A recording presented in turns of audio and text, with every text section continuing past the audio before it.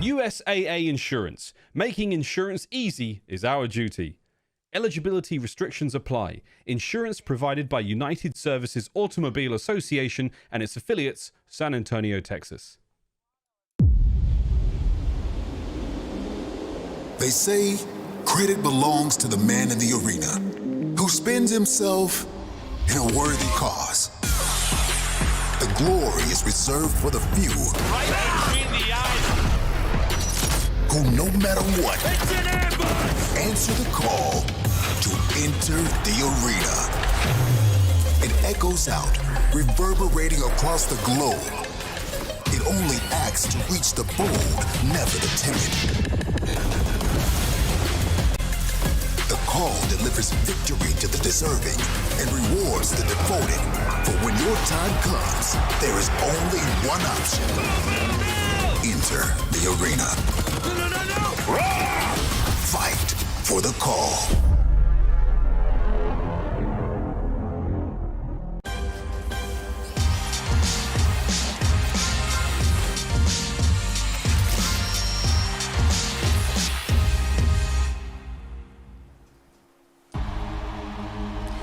Welcome to day 2 of the Minnesota Home Series. The land of 10,000 lakes will bring us 8 more pressure-packed matches over the next 3 days.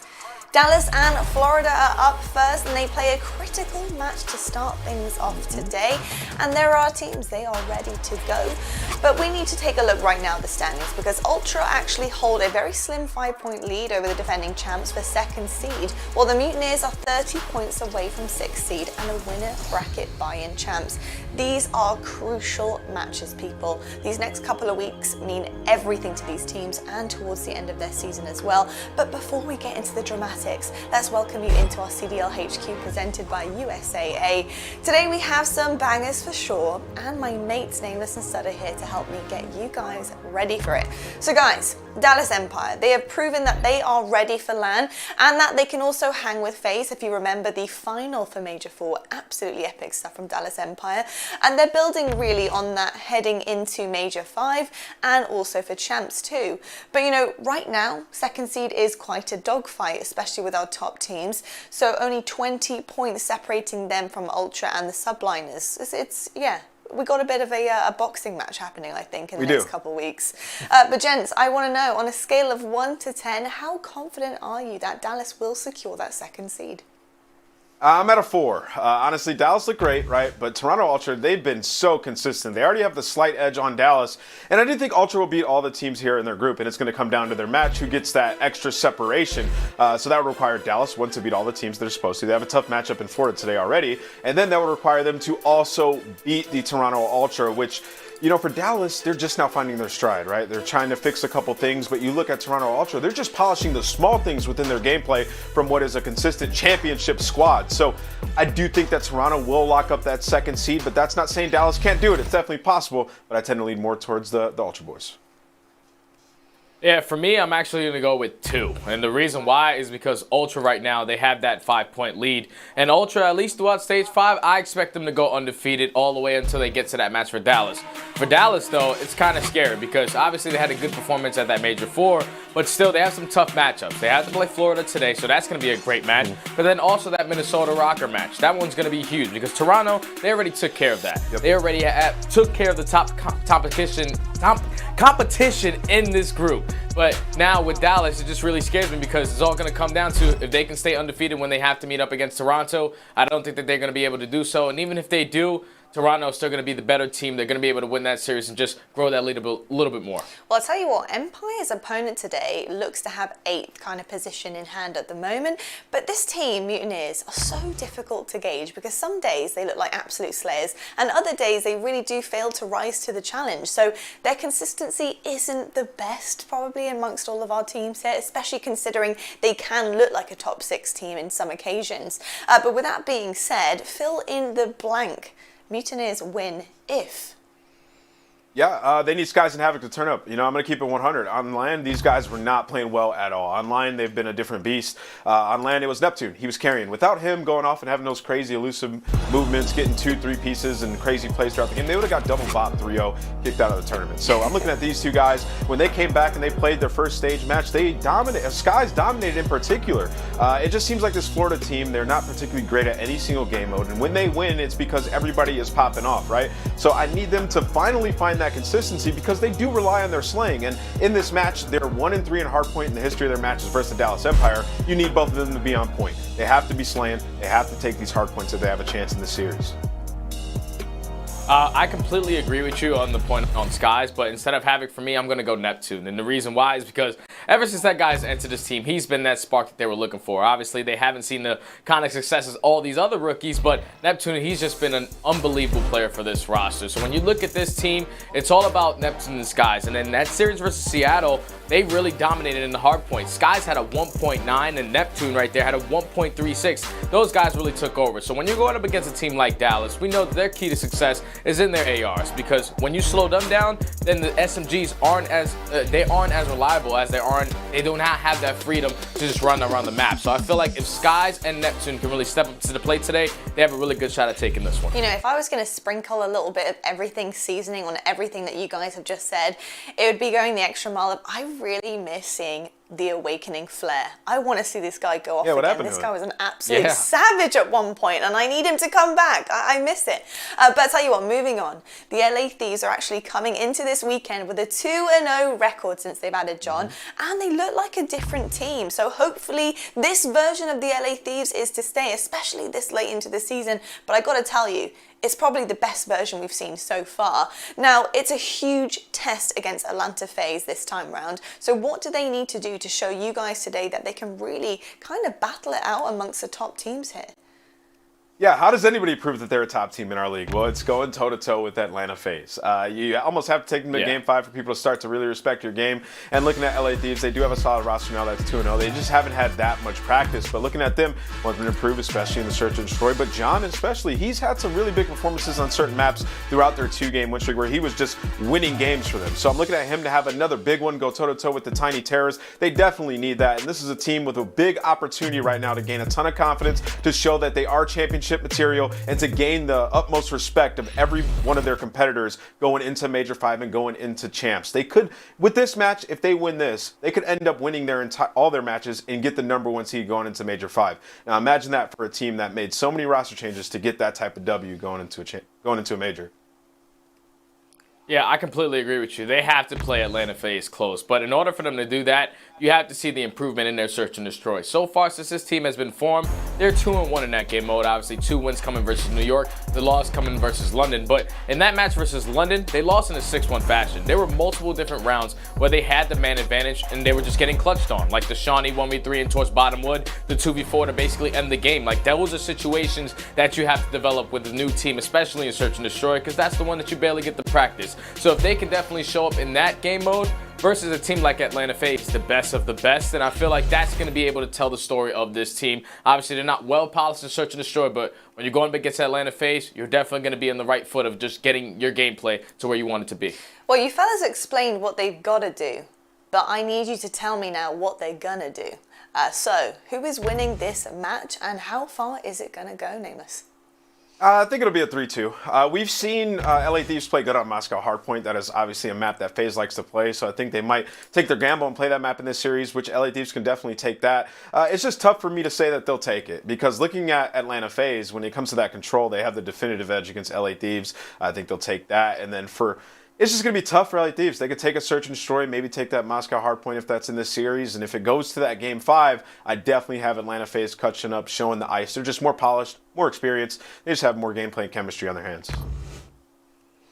Yeah, I'm also going to go with you and agree with Atlanta FaZe, but I'm going to do it a little different and go 3-1. And the reason why is because I think Atlanta FaZe, they're the best team in the game for a reason. So they're going to come out and take 2 respawns, and they're also going to take that Search and Destroy versus a brand new team trying to figure out some new strategies in the Thieves side. I feel like Atlanta FaZe, like I said, man, best in the game. They're going to be able to handle business today in a 3-1 fashion. Well, I'll tell you what, folks, if you want to know when you have to tune in to see all of this go down, then let's take a look at the schedule right now presented by the US Army. This is what is coming your way today. First up, Mutineers versus Dallas Empire. Both of these teams are really gunning for the gold here.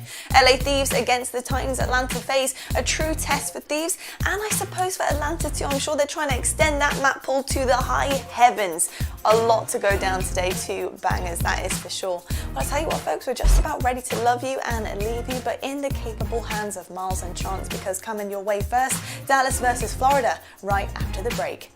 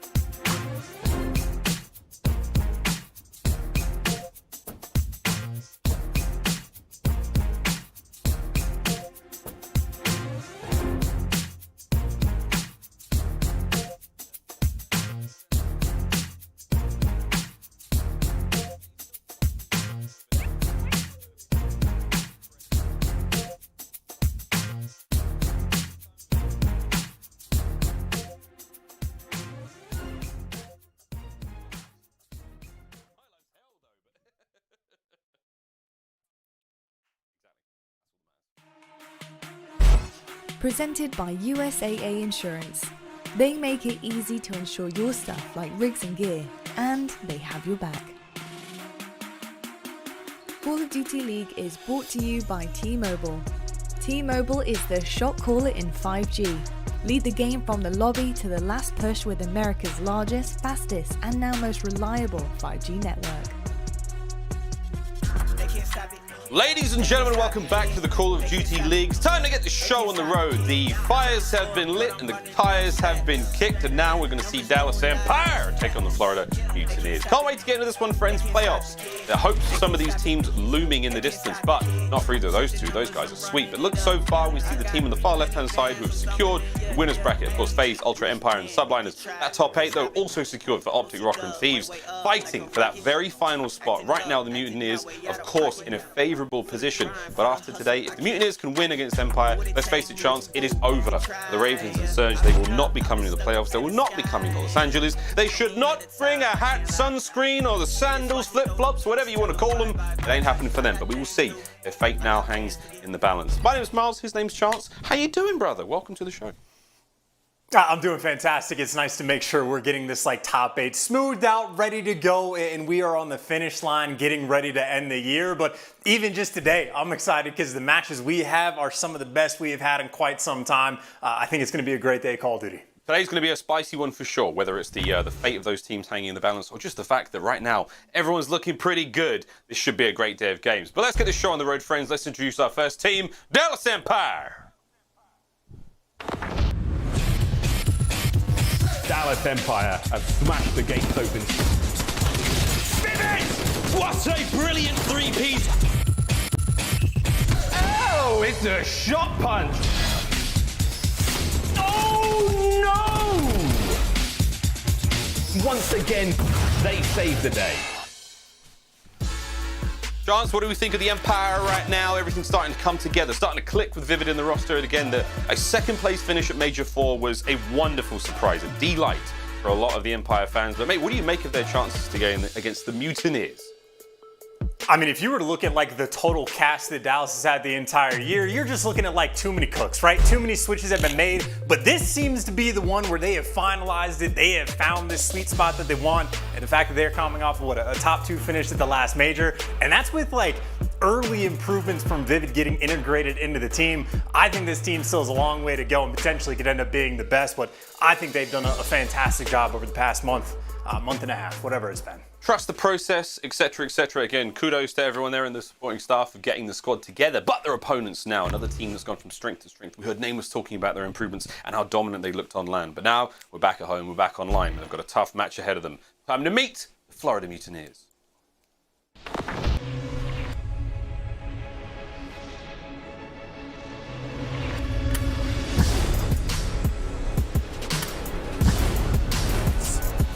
Big situation. And a nice three-piece coming in from Big Wake. Neptune is playing this, trying to bait him out, but aBeZy gets into a nice aBeZy finally a reposition, but aBeZy beat just a little bit too much, but Neptune spawns. You've still got the war raging for P2 that Neptune is winning single-handedly. Great work. Again, looking at that mini-map, we know where they're coming from. These players do all round. But these boys have to get through skies. You have to get through skies! What in the is this? Florida Mutineers chance again, another squad that we saw. You know, they're bringing the thunder so far here into the road to the 5th major here, the final major of the 2021 season. Havoc, Neptune, Awakening in Skies, mate. How do we think they will fare today up against the Empire? I mean, it's certainly going to be tough competition, right? You need to get these guys at their Sunday best, and especially in my mind, the assault rifle players, right? Awakening and Skies have been very comfortable in this matchup against Dallas all year long. They need to keep up that level of production and make sure Neptune and Havoc sort of step their game up to deal with the SMGs on the flip side. But it is the tried and true. Like the AR battles on the flip side, we get a ton of AR maps at our disposal as well. But I do think Florida is playing with a little bit of fire. They let that Garrison hardpoint come through. That's going to be our 4th map of the series. So you have both hardpoints. Dallas is going to be incredibly happy with both of those maps. So you need to make sure you get out of the gates nice and hot. Make sure you're not taking any chances there. Even for the standoff S&D, Crimsix, #1 in first bloods, #1 in long shots. He's basically run the map, and granted, Dallas has played it more than anybody else, so that helps the numbers a little bit, but Crim has been a force on standoff. Makes perfect sense for it to be one of the Black Ops 2 maps. You got to make sure you're prepared just to deal with them in the long-range gunfights or just to play around them and not deal with them at all, but Crimsix will be the player to look out for. On the flip side for Dallas Empire, their game fuel keys to victory. If Skies has been comfortable in this series, that means your SMGs need to apply that pressure. That's where I'm looking at Vivid, right? Needs to come out, play at his absolute best, make sure him and Shotzzy are working together and not allow Skies and Awakening to do anything too crazy. You got some long routes to deal with from Havoc. If the Moscow hardpoint's going to be up first thing, you know he loves to go on those early rotations. He's a player, if you have not seen in the past, 10, 15 seconds, he is going to be behind you. You need to stay hyper aware, but I think Dallas will certainly do their homework and are certainly going to prepare for anything Havoc's cooked up for him. You know, Rambo Ray runs a very tight ship there in the Dallas Empire camp. You know, those boys do their homework. It's going to be pencils down, though, because it's time to get to work. Quick look now at the quick scope.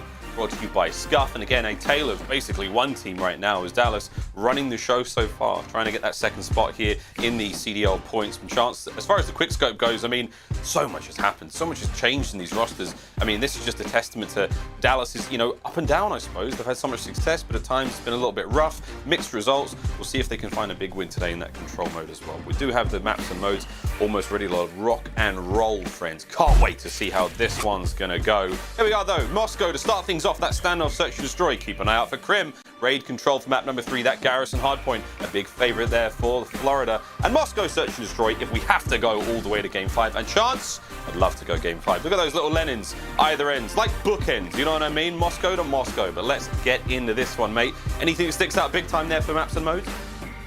Well, I think quite a few of the maps we've talked about already, but one adjustment that I actually like that Dallas Empire made is the fact that we're seeing raid control. These two teams have faced off against each other 3 times throughout the year. It has been checkmate control every single time, but again, if Skies and Awakening have been comfortable in the matchup, if the ARs have been on point, checkmate might not be the best map for you. Florida was 2-1 against Dallas in that regard, so I do think Dallas made some key adjustments just in the pick and bans to be more prepared for the series. Well, very interested to see how this one goes down. Almost ready to rock and roll, friends. We have received word that Crim's finally in his seats. There he is, he's back and he's ready to go. But Dallas Empire, Florida Mutineers, we are not far away from getting this one started. We thank you all for joining us here on this glorious Friday. It is Friday, right? Is it Friday? It's Friday.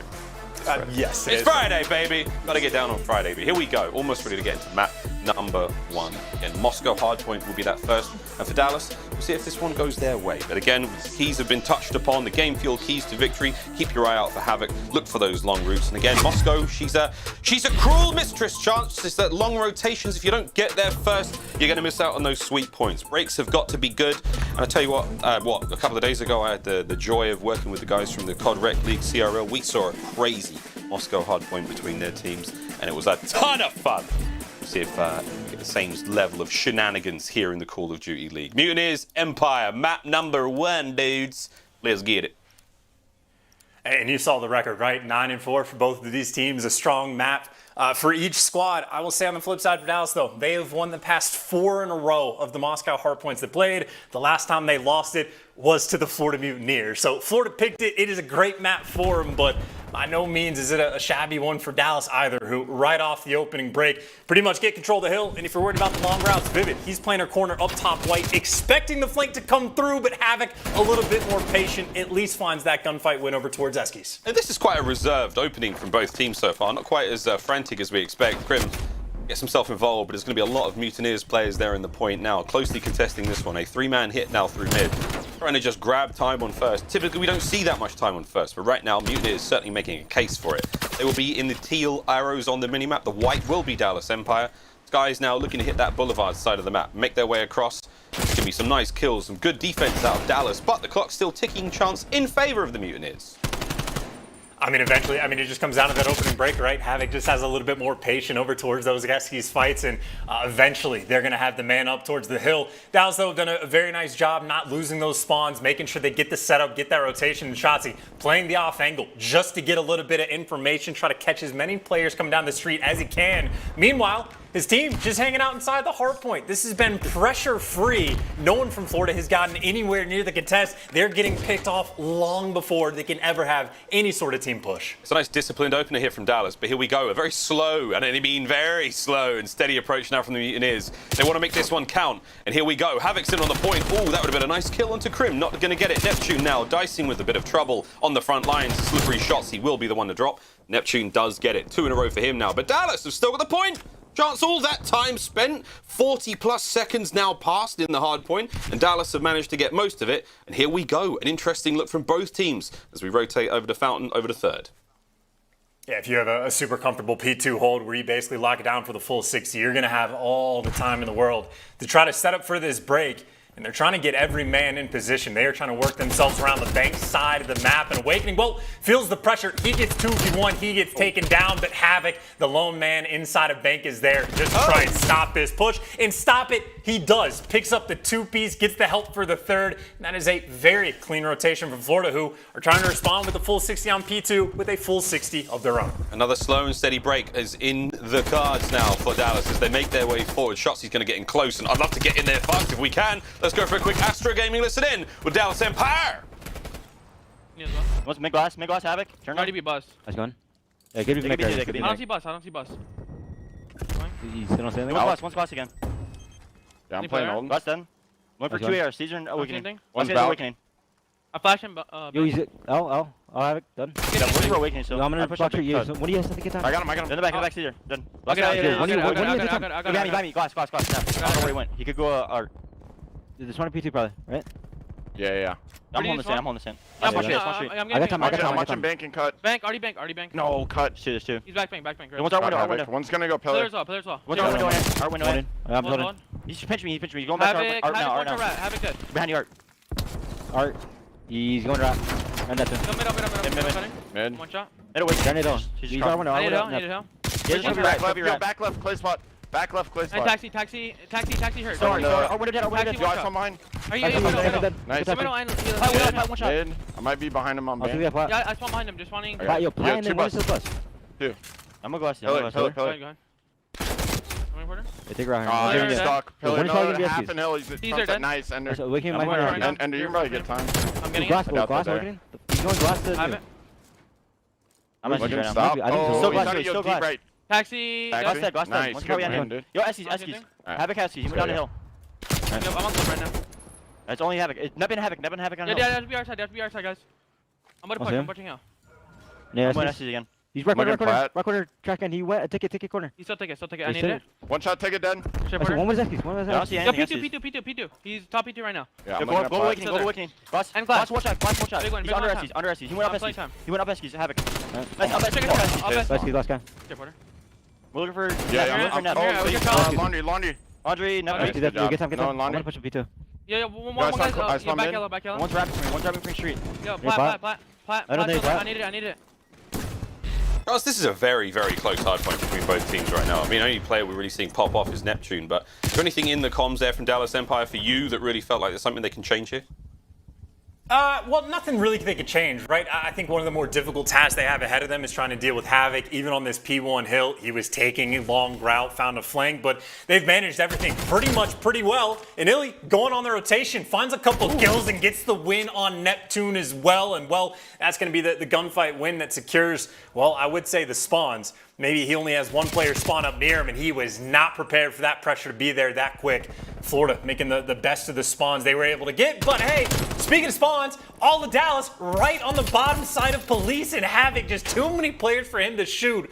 Everybody just respawning around this hill in just a wild little section of it. And well, Dallas for the moment trying to come out on top. Dallas with the close spawns, it was a bit of a jailbreak, but now 3 men, they're spawning in the other side of the map. Still with a bit of a lead now, will they be able to hit the pinch in time? I would love to see if Vivid can make something crazy happen, and okay, this is the makings of something insane. He's still getting the kills, he will be dropped eventually, but just to try to get the Mutineers off the point would have been ideal. Havoc once again though, late routes he will have, iLLeY gets cut down, spawns now for Dallas will not be ideal. Over towards third we go once again, and it is again, the Mutineers will be in the driver's seat going into the hard point. What's Vivid got in him coming out of bank right now? He's got a lot of time that he needs to wait, is what he has for his teammates to roll through. And well, it is vaguely the similar setup as last time. Havoc was the guy that played in bang. Vivid's able to deal with him, and his 2 teammates able to cut through that back alley. So a bit better of an opportunity for Dallas to work themselves this time around. Fortunately for Vivid, he meets an early demise. He gets chopped along the way. This is a super tight setup Florida are having to work with. Responding to the pressure on the flank as well as dealing with the pressure towards the front. And Dallas, they just turned this into the perfect pinch. Everyone falls one by one like dominoes. And Dallas, they make the break. It's a great break out of Dallas Empire. Now the turn, hold it. Will they be able to hold this hard point? Again, a nice solid 25 seconds remaining on this one. We're going to see a slow hit from the Mutineers, if that. But again, they've got full control of Boulevard. And the way this hardpoint has gone so far, friends, back and forth indeed. Trading hardpoints out, not much chaining going on, or nothing substantial. So now, over to the Boulevard. Vivid's going to be once again the point man for Dallas Empire. First in, trying to find those players in those tough-to-reach spots. Over to Awakening, though, still hulling out in the street. And mate, at 9 and 14, Big Wake's been a little slower than he has in recent memory. Let's see if he can find some sweet kills here. Oh no, iLLeY's put him down immediately. And it's a clean 3 dead. Mutineers, they're going to be in the point, but the spawns now in street. This could be a good break if Dallas can get the gas going, baby. A little slow for them still, but Vivid with that 5 spree now chance, things are looking up. I mean, that's a wonderful sign, right? Awakening's losing gunfights where he's pre-aimed and iLLeY is the one that's gunning him down. And well, you talk about this situation where Skies might be comfortable in the matchup, but he is left alone on the point, and it's Vivid there right next to him with the 74U. So Dallas, they have been doing a ton of the small things right. Shotzzy, by the way, he apparently has been doing this more and more, even from some of the videos on Twitter, where he's playing all these like weird off angles, letting people cross his line of sight and just getting that information. Shotzzy, a player always trying to evolve his gameplay, and just something small he's potentially trying to add into his repertoire, just build his arsenal just a little bit more. But he's on a 5 spree, looking for some streaks, and unfortunately for him, too many corners to check. Eventually gets chopped down, but even still, Empire 50-point lead. They have been looking great so far on Moscow. Well, the shoes on the other foot now. We're going to see that rotation done, the 3 dead. Now you have it holding now. The Mutineers, how long can they keep it going though? Neptune in on the back will take care of Vivid, keeping this play working out. And again, P1, not a bad spot for the Mutineers. They did a good job in the first set. And now, once again, Neptune, beautiful timing. Wonderful angles to be found here. And up next, going to be Shotzzy. And Neptune, once again, it's a 4 spree as he has slithered his way back into the kill feed. And look at this, and oscillating from the other side of the point immediately. Crim saw him. Oh, Crim gets him. Big kill from Crimsix. Still, though, Empire trying to get back onto the point, and it's Awakening holding the line. And it is a mosh pit right now on that point. There are so many bodies. Skies doesn't want to have any of that. He's like 6 feet, brothers. I'm going to the next hard point, and all of a sudden, Mutineers, they got spawns for P2. Oh, man, they might have spawns for P2, but they're starting to lose some of these gunfights, right? You got an Awakening going on flanks and can't make anything work for him. And, well, you might be trapped over towards the street. Crim saves iLLeY's life in that moment. And I think the importance of whether or not he holds a spawn and gets it, well, Neptune times it perfectly. So, of a 4v4 on this hole, but back street being punctured right now as iLLeY soaring his way through. Still flying his way through. 16 and 15 overall now. Better make it 16 even. Crim, though. And he finds something here. Whoa! Neptune off the top rope. Picks up a Crick straight into the kill feed. Gets himself a Vivid as well. Neptune absolutely slaying this map. 26 and 16. Shotzzy. Why can't anyone kill Neptune? What is going on? He's on an absolute rampage right now. And I see no signs of him slowing down. A beautiful hard point from the Mutineers. And they are only going to go from strength to strength. Still, a bit of catching up to do, Chance. Let's see if they can get it done. P3, the first time we haven't seen them have that rotation off the rip. I mean, hell, you just hold that P2, right? You get 2 Ps right off the rip, and Neptune makes the big play. That turns into an effective tie game going into new. Dallas, though, this is the first time they have not had to make the break. This time they get the hold in Florida. They are setting up for the front hit. Crimsix, all the pressure's coming this way, and Florida have done it once again. They just walked right through the front, and look how far everyone is away. All those guys playing towards bank. It's going to take them a year and a half to get ready for these gunfights. It's impossible. They couldn't see where Havoc was. Once again, Neptune on the flank. A 5 spree now. Takes care of Shotzzy. And still, the clock ticking. The lead changes hands. Vivid now trying to make the breakthrough elbow. Oh, a big win from Crim. As finally we get a bit of presence onto the point. Can iLLeY be stopped from Skies? A nice shot, but once again, Empire, the reinforcements keep on flowing. 28 and 17 for Neptune on your screen. Better make it 29. The man's having a fantastic game so far. But Chance, with 30 seconds remaining on this point, the map can end here. Havoc has got to do something tremendous as the rest of the squad lining up from the front line. Here we go, Havoc, though, in from behind, finding those kills. Got to get Shotzzy off the point, though. The last point of contest, and there it is. It's still 10 seconds now for the win for Empire, but we are not done yet.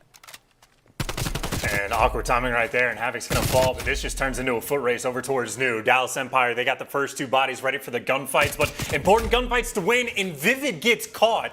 Now Crimsix by his lonesome on the hill. He gets caught as well. Skies takes both of them down, 10 seconds away, and now Florida can win this game. Here we go, baby. Get onto the point. Neptune still trying to keep these kills flying. Vivid gets cut down from behind, and you've got players in the point now, and no one from Dallas is there. Oh my, a kill comes through. 247, 48, 49. Havoc's on the point. Mutineers, they take map number 1. In ridiculous fashion as well. I mean, they were down 50 points. They had to go into a P3 where they do not have the spawns. They were in a very tight spot, but this best play is exactly where things started to turn around. That was the moment where iLLeY's working through the street, picks up 2 kills. You're thinking, all right, 2v4 inside the hill. This is going to be a break for Dallas. They're going to win the game right here. Neptune goes crazy, and then Florida turned it into the patented. Just walk through the front to break P3. And it's almost like a meta game that Florida has played with that hill, right? Like at the start of the year, you try to go for the floods. Turns out it's just impossible. Everyone sits on the back headies. But as time develops, players start playing farther and farther back. Setups with players over towards bank. And Florida's like, well, if we're taking a 2v4 at the front side of the hill, it doesn't matter if you got the better head glitches. We will be there for the gunfights. And Florida, I mean, just ran away with that game towards the end. What a ridiculous finish. And also, shout out to Skies as well for winning those 2 one-on-one gunfights to break that final hill. Just a nutty game, Miles. A nutty game. A nutty game to start the series off. And okay, I'm sweating now. Oh, baby, what an incredible start. Again, that Moscow will go the way of the Mutineers to start us off. But man, if that's a sign of things to come for this series, I hope you're very comfortable wherever you are, friends, because it's going to be a good one. But we will have our USAA coverage moment in a brief few moments. And, mate, I'd love that, Florida, they've been conditioning Dallas all game long to, like, keep an eye on the flank, and in the final hard point, they just, like, tiptoe through the front lines. I love that. But now, friends, our USAA coverage moment. It is going to be the final few moments, chance of that map. And what a hard point to break. Walk us through it, my friend. I mean, well, this was just a wonderfully timed flank, right? They already had enough pressure just working their way through the front that Havoc off respawn is afforded to take that route. But this entire thing just turns into that rotation, that battle over towards the street of the hill. And Dallas Empire get all of those entry kills, right? You get Vivid roaming around the stat sheet. You get Crimsix hanging out inside the hill, but Vivid just gets caught, doesn't get any bullets into the guy, and then Crimsix, well, just gets beat by the angle. Skies just pokes his head up, finds those 2 kills, and that is just... I mean, it's collapse. It is a choke towards the end. It's guys with the AR just making it easy. They're not even shooting back to break into this final hill, but Just a ridiculous game, number one, Miles, to kick off the day. Oh, we love it here in the Call of Duty League. Dallas Empire, Florida Mutineers, that goes the first map, and you see the elation on Florida's faces. That's a frustrating one for Dallas, but alas, they've got a chance to make the comeback. We return after this quick break, friends. Stand off, search and destroy. Don't go too far. Be right back.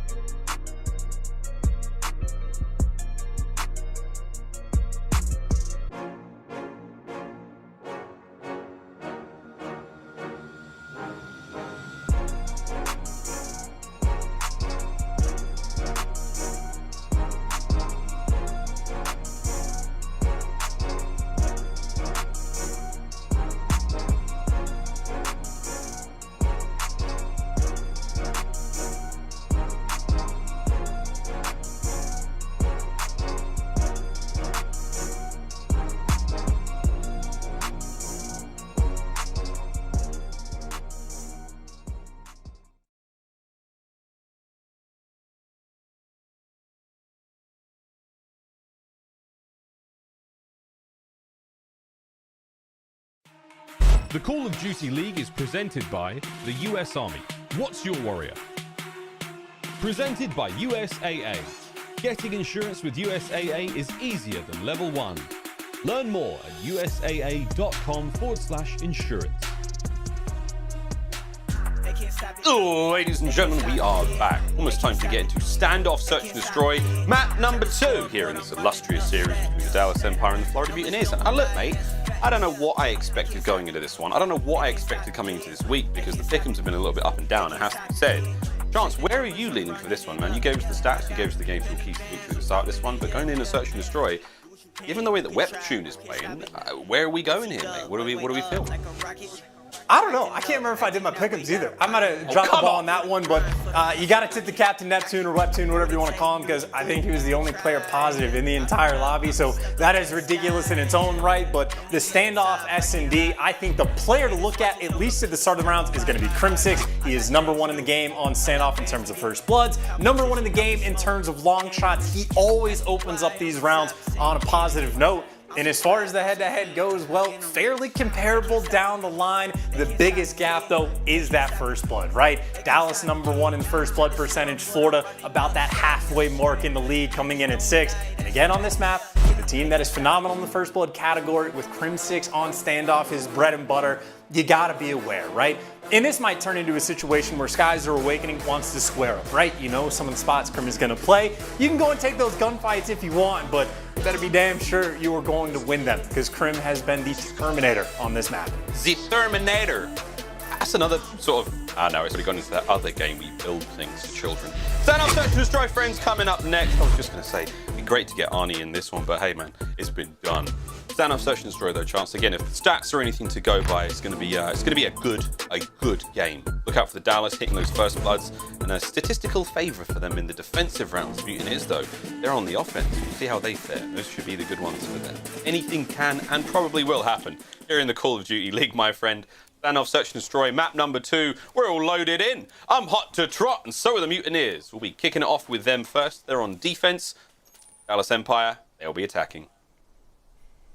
And Neptune, the player to watch, right? The player that is coming to his own across the year, and the player that is playing nice and aggressive with his teammates. Florida on defense with what? In 10 seconds, managed to get complete control of top Brown, and this is wonderful. Havoc's got the cross. He gets the information to spot everyone that's going over towards A. You can time out, potentially want to poke your head and go for that flank. Vivid, though, I think he knows what's up. He knows what's up. Quick plant, though, from Dallas here, and here comes that first blood we talked about. There you have it. Just go around that corner. There's a present waiting for you. Surprise! Nearly gets one as well. Technical first blood goes to him, but Dallas Empire living up to the stats right now. Skies, what an angle from Vivid. Oh God. Nice shots from Skies. Awakening with the 74U now in mid-map. 2v3 retake situation. Here comes the funnel. Oh, great shots. And Crim, he's going to make this very tough. Skies is equipped to handle this situation, but can he get close? Crim prone by tank.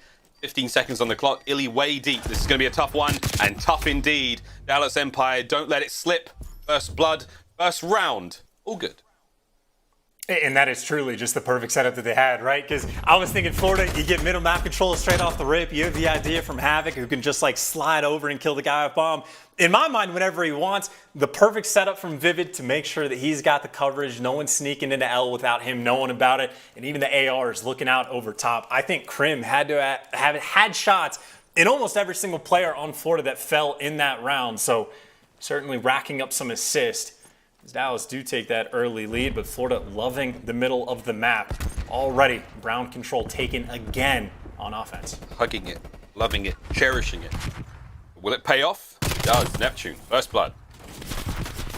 What will we do with this advantage now? 2 trophies set up there over by the B-bomb site. A's not getting nearly as much love, but Neptune and co, they've still got guns on it. Here comes the play, though. It's going to come down to Skies to slow those players on. It's not going to happen, but Neptune, he's always on the flank. He manages to get one just before going down. 2v2 situation now. And this could get difficult. Shotzzy's already making his way forward. Havoc to cut him off. Good timing. Crim, last player left alive. And oh, baby, it's a 1v1. Oh, my goodness. Wait a minute. Crim's got no idea. Check the window, my friend. He's right there. Havoc climbing in your windows, snatching your peoples up.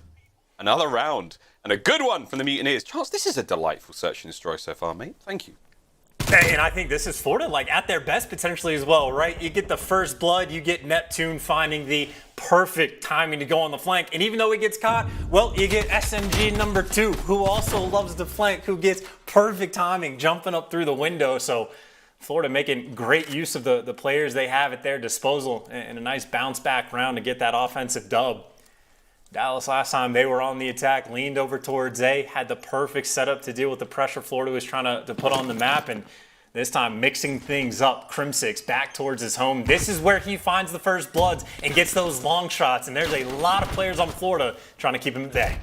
Will they be able to do it, though? Crim's on the eye out for ankles right now. There we go. A little bit of Neptune. He's patient, man. I would be charging this guy, but there you go. That's why Crim's one of the biggest winners in COD history. The first blood will go his way. Awakening slowing things down a little bit. Nice shots. Whoa! Crim's trophy cabinet seemed to pad the shots there and keep him alive. He stays good for now. Less than a minute chance to work with. Empire not really making a huge bit of progress with the bomb, but here we go. I was going to say potentially they've actually baited out the rotation perfectly, but Skies has returned, so Florida on point with their play calls. No trophies might be a concern, and maybe a bigger concern is Havoc's going to fall. Crim the Machine is here, and Awakening by himself gets dropped. Too many players to challenge from Dallas Empire, and again, that is their bread and butter on the map. Take your time. And it's not even like let Crimsix go to work necessarily. It's just if you go to work on Crimsix's side of the map, he'll just kill you. Finds the ankle of Neptune, keeps the other players at bay, even gets Awakening to back down from the gunfights through the fence. So Crim, again, he is a machine in those spots. That'll help Dallas Empire get that 2-1 lead. And, well, 5-2 to Crim's name. This is almost exactly as expected so far. I've got a very particular set of skills. I will find you, and I will find you. Here we go. Navy SEAL. What? Next round. Here we go. Shotzy's going to be up first. Awakening sees it, but again, this is his playground. Awakening's going to hold him here. If he gets a kill, that's more on Shotzzy making a mistake than anything else. Widespread now from the Mutineers. They try to sort of weigh up their options in this approach now towards either bomb site. It's a heavier stack towards A on the defense for Dallas Empire. That lone defender of Vivid, though, on that flank, looking in towards the back alleyway behind Delhi. That's going to be on him. He says it's all quiet so far. Let's make something happen. Crim's going to bring the bomb, and Shotzzy still, man. That man must be getting exhausted. The left, right, you name it. Wow, Crim just got bodied. Wow. Nice team shot. And here comes the aggression. Just like that, the Mutineers said, go, go, go. And that's what they're doing. Neptune finds kill number 2. The pressure is on. The aggression is there. And here comes the flank once again for the Mutineers. And it's Havoc all over it. As soon as he saw those kills come through, he's like, I might have 2 more, boys. There's the first. Here it comes. Oh, Vivid. Spoiled that call. But there we go. 25 seconds left on the clock. Vivid's the last player left alive. Chance the bomb's going to go down. But is it going to be enough? It's Big Wake now making his way forward, trying to stop him. And there we go. Mutineers with another good one. We're all tied up 2-2. And these it's honestly just back and forth, like perfect rounds from both the teams, right? As good as Dallas has been on offense, even Florida just playing it perfectly. You make the read on Crimsix going up top, Grandmas, and you get half the lobby basically pre-aiming up top. And as soon as you get the kills, well, that is just Havoc's go signal to try to hit that flank and times it out perfectly. And I think we are currently 4 for 4 with offensive rounds. So whether it be the first team to falter on offense or the first team to clutch on defense might be the key to success for this game. But as it stands right now, Skies and Neptune responsible for defending this A site. Is Empire waiting to make their move. A nice sort of combination there, you know, you got one solid AR and then someone able to hit the flanks. Like this defensive sort of composition now for the Mutineers. Let's see what they can do. Skies, woohoo, he's hurt, 45 HP. Same thing could be said though on the offenses. Here we go. Shotzzy leading the charge. Point man for Dallas Empire in this situation. He's in. He's already on the bomb, already on the tractor. Good nades. Trophies are down. Whoa! Skies kills him. Ow! My word! He kills him before he even hits the ground. Snaps on at the second. And now iLLeY versus Neptune. This is a gunfight for the ages. And it's Neptune who comes out on top. What a banger this is. 3-2 chance. Oh, and they just ran him over as well. I mean, just left stick forward on the approach. And I mean, you gotta imagine, right? Shotzzy, this is like his home. That little square area, you know he's gonna be dancing around, jumping up wherever it's gonna be. I guess just pre-aim the awkward spots, right? Sky's just making the read, waiting for Shotzzy to jump up and just rips his head off. So great reads coming out of Florida. First defensive win they're able to secure. And well, if they can turn this into another offensive win, they'll have themselves a nice little advantage. But Dallas, they have dominated the middle of the map, and the trades are in, leaving us in a 3v3. Trades are in. Market's closed for now. Guys, catches one out. Never seen as much of that sort of long-range crim as Havoc's like, yeah, dude, I'm gonna just come up right behind you when you're in the bedroom, minding your own business. Oh, Havoc, what a read. Havoc! Another beautiful round for the Mutineers. Sensational search and destroy here on standoff. And, mate, I've got nothing. I'm just loving what I'm seeing. Hey, dude, I mean, how frustrating it's got to be to play against Havoc, who will just happily flank every single round. Doesn't even, like, mix things up to, like, a great degree. He will just constantly apply that pressure, wait for that small opening, and you're just, like, almost forced to have a player sit and just stare at the flank forever. And there's just going to be times where you just feel like you're playing a man down because someone's just having to watch the flank. But if he's going to be doing it every round, you got to respond and just the ever-present threat on the map. Havoc making his name known as Florida, again, got the important round. This 4-2 map swing is a big one. And Florida taking their time on defense with the old standard setup, the 2-2 split. We've got a 3-1 for Empire. This time it's going to be Crim, the island player. Lonely Island at that. It's way on the other side of the map, north side of the map. The rest of the squad. Shotzzy's crept through mid. Again, with Crim in that position, he's always got eyes on mid street.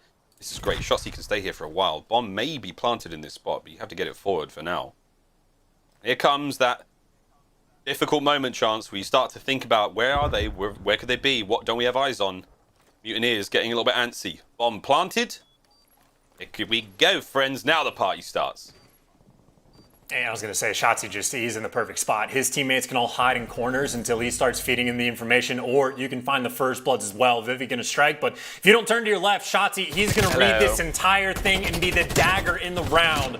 Maybe the trades are there, though. Somehow they've turned this into a 2 versus 2. Awakening Neptune looking to clutch. iLLeY with that top round position. He's going to have to worry about Awakening being from behind. Neptune, what a kill from iLLeY, man. He pre-aims the stairs the whole way. Awakening is in mid-map, looking to make this happen. There's the kill. Now it's a 1v1. iLLeY versus Awakening. iLLeY has had a sensational series so far. There's not enough time to get it done. That bomb is going to explode. And iLLeY, he will stay alive. Oh, no, he won't. I thought he was safe around that wall. Good night, mate. Another, though, solid round out of Dallas. A sorely needed one. We're now at 4-3. And that is just another example of just like finding these small moments, right? We had some rounds earlier on where like Neptune finds the perfect time to like flank when he's on offense. Well, Shotzzy did the exact same thing. Just managed to get over to that top grandma's like corner, and then they like his entire team just has to play off of him at that point in the round. So making use of the map control they're able to get. Maybe for Florida, make use of Awakening on a 5 spree. Score streaks on this map, I mean, are just almost, I would say, guaranteed win. I know a couple teams have dropped the ball this year, but very open bomb sites, and the first blood going the way, and Awakening finds the second.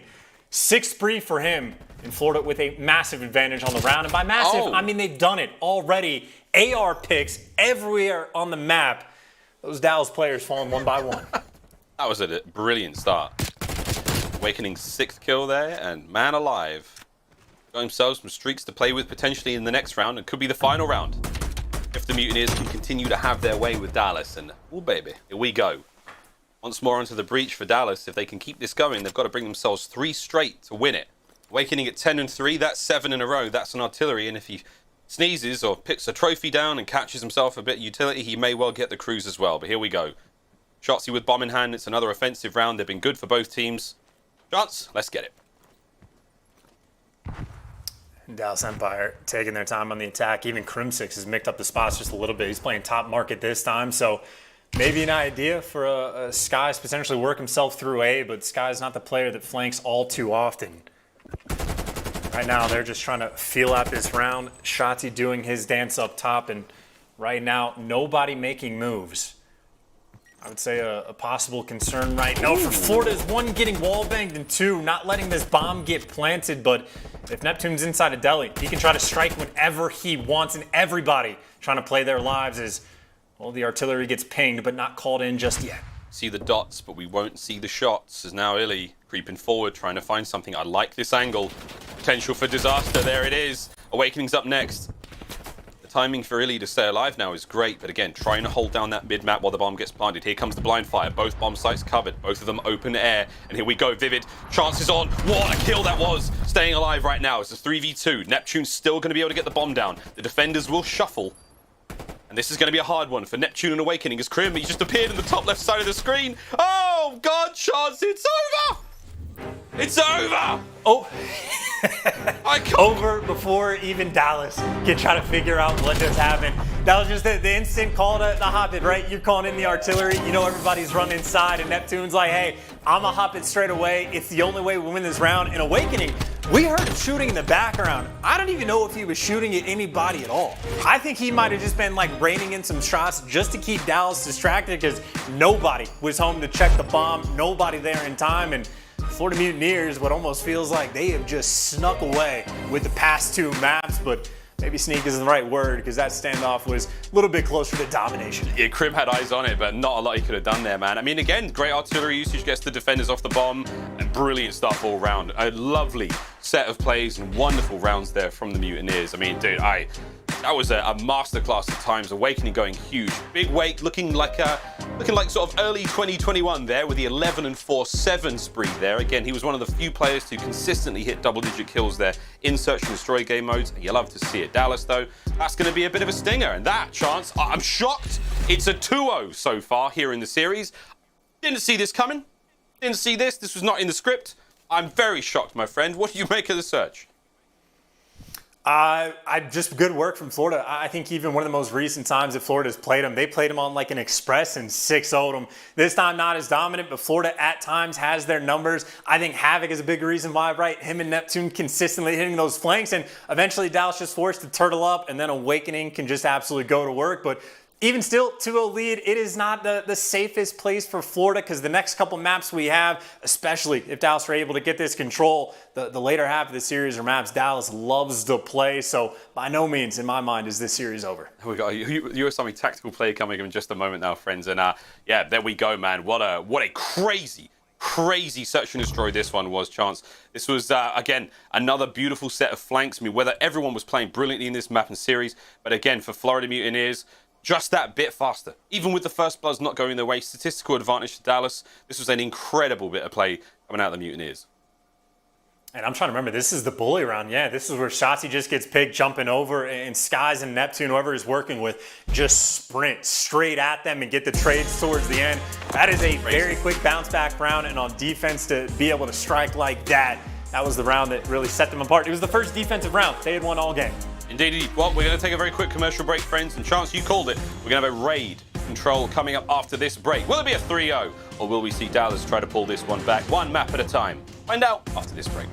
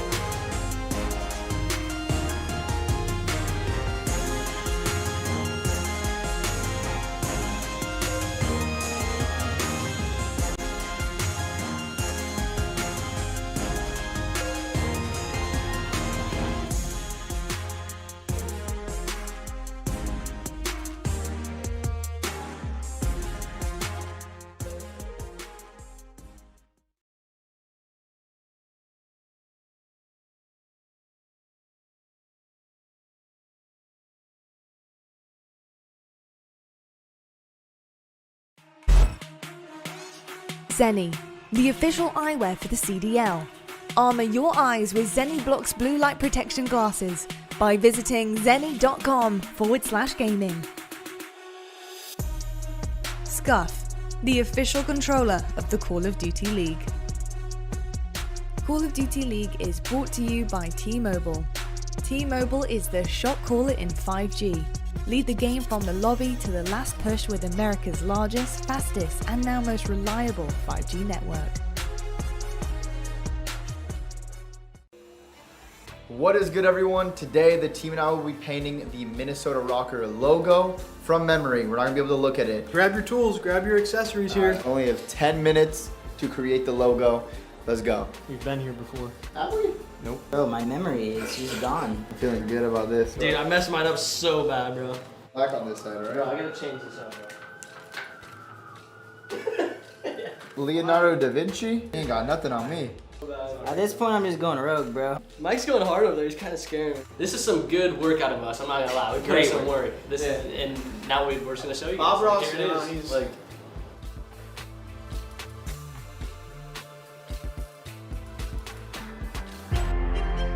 Artists on the sticks, but not necessarily on the canvas, friends. There we go. Minnesota Røkkr, though. The home series continues, and we love those boys, but stick to COD, fellas. You're doing very, very well at it. But here we go, friends. Don't forget, the official Seany eyewear, friends, for Call of Duty League is finally here, and it is available to buy right now. Go to seany.com/CDL. You can choose from all 12 team branded collections and get your signature Call of Duty League frames also. Every pair comes with an exclusive case and a cloth for your team style or for the signature league style as well. All of Seany's Call of Duty League eyewear is available with Seany's block lens technology, which armors your eyes against blue light. And if you're like me, and I know you are, you're a gamer, you spend a lot of time in front of screens, that blue light, it gets you eventually under the desk. I've actually got it. I say under the desk. It's actually in my pocket. Got the box right here. Right there, friends. All branded and beautiful like that. And when you flip it open, the glasses obviously live in there, but it says armor your eyes. Oh my God, I'm choking. Armor your eyes. Comes with a beautiful cloth, and you best believe eyes are safe. Thanks, Seany. Also, prescription as well. Love that. But there we go, mates.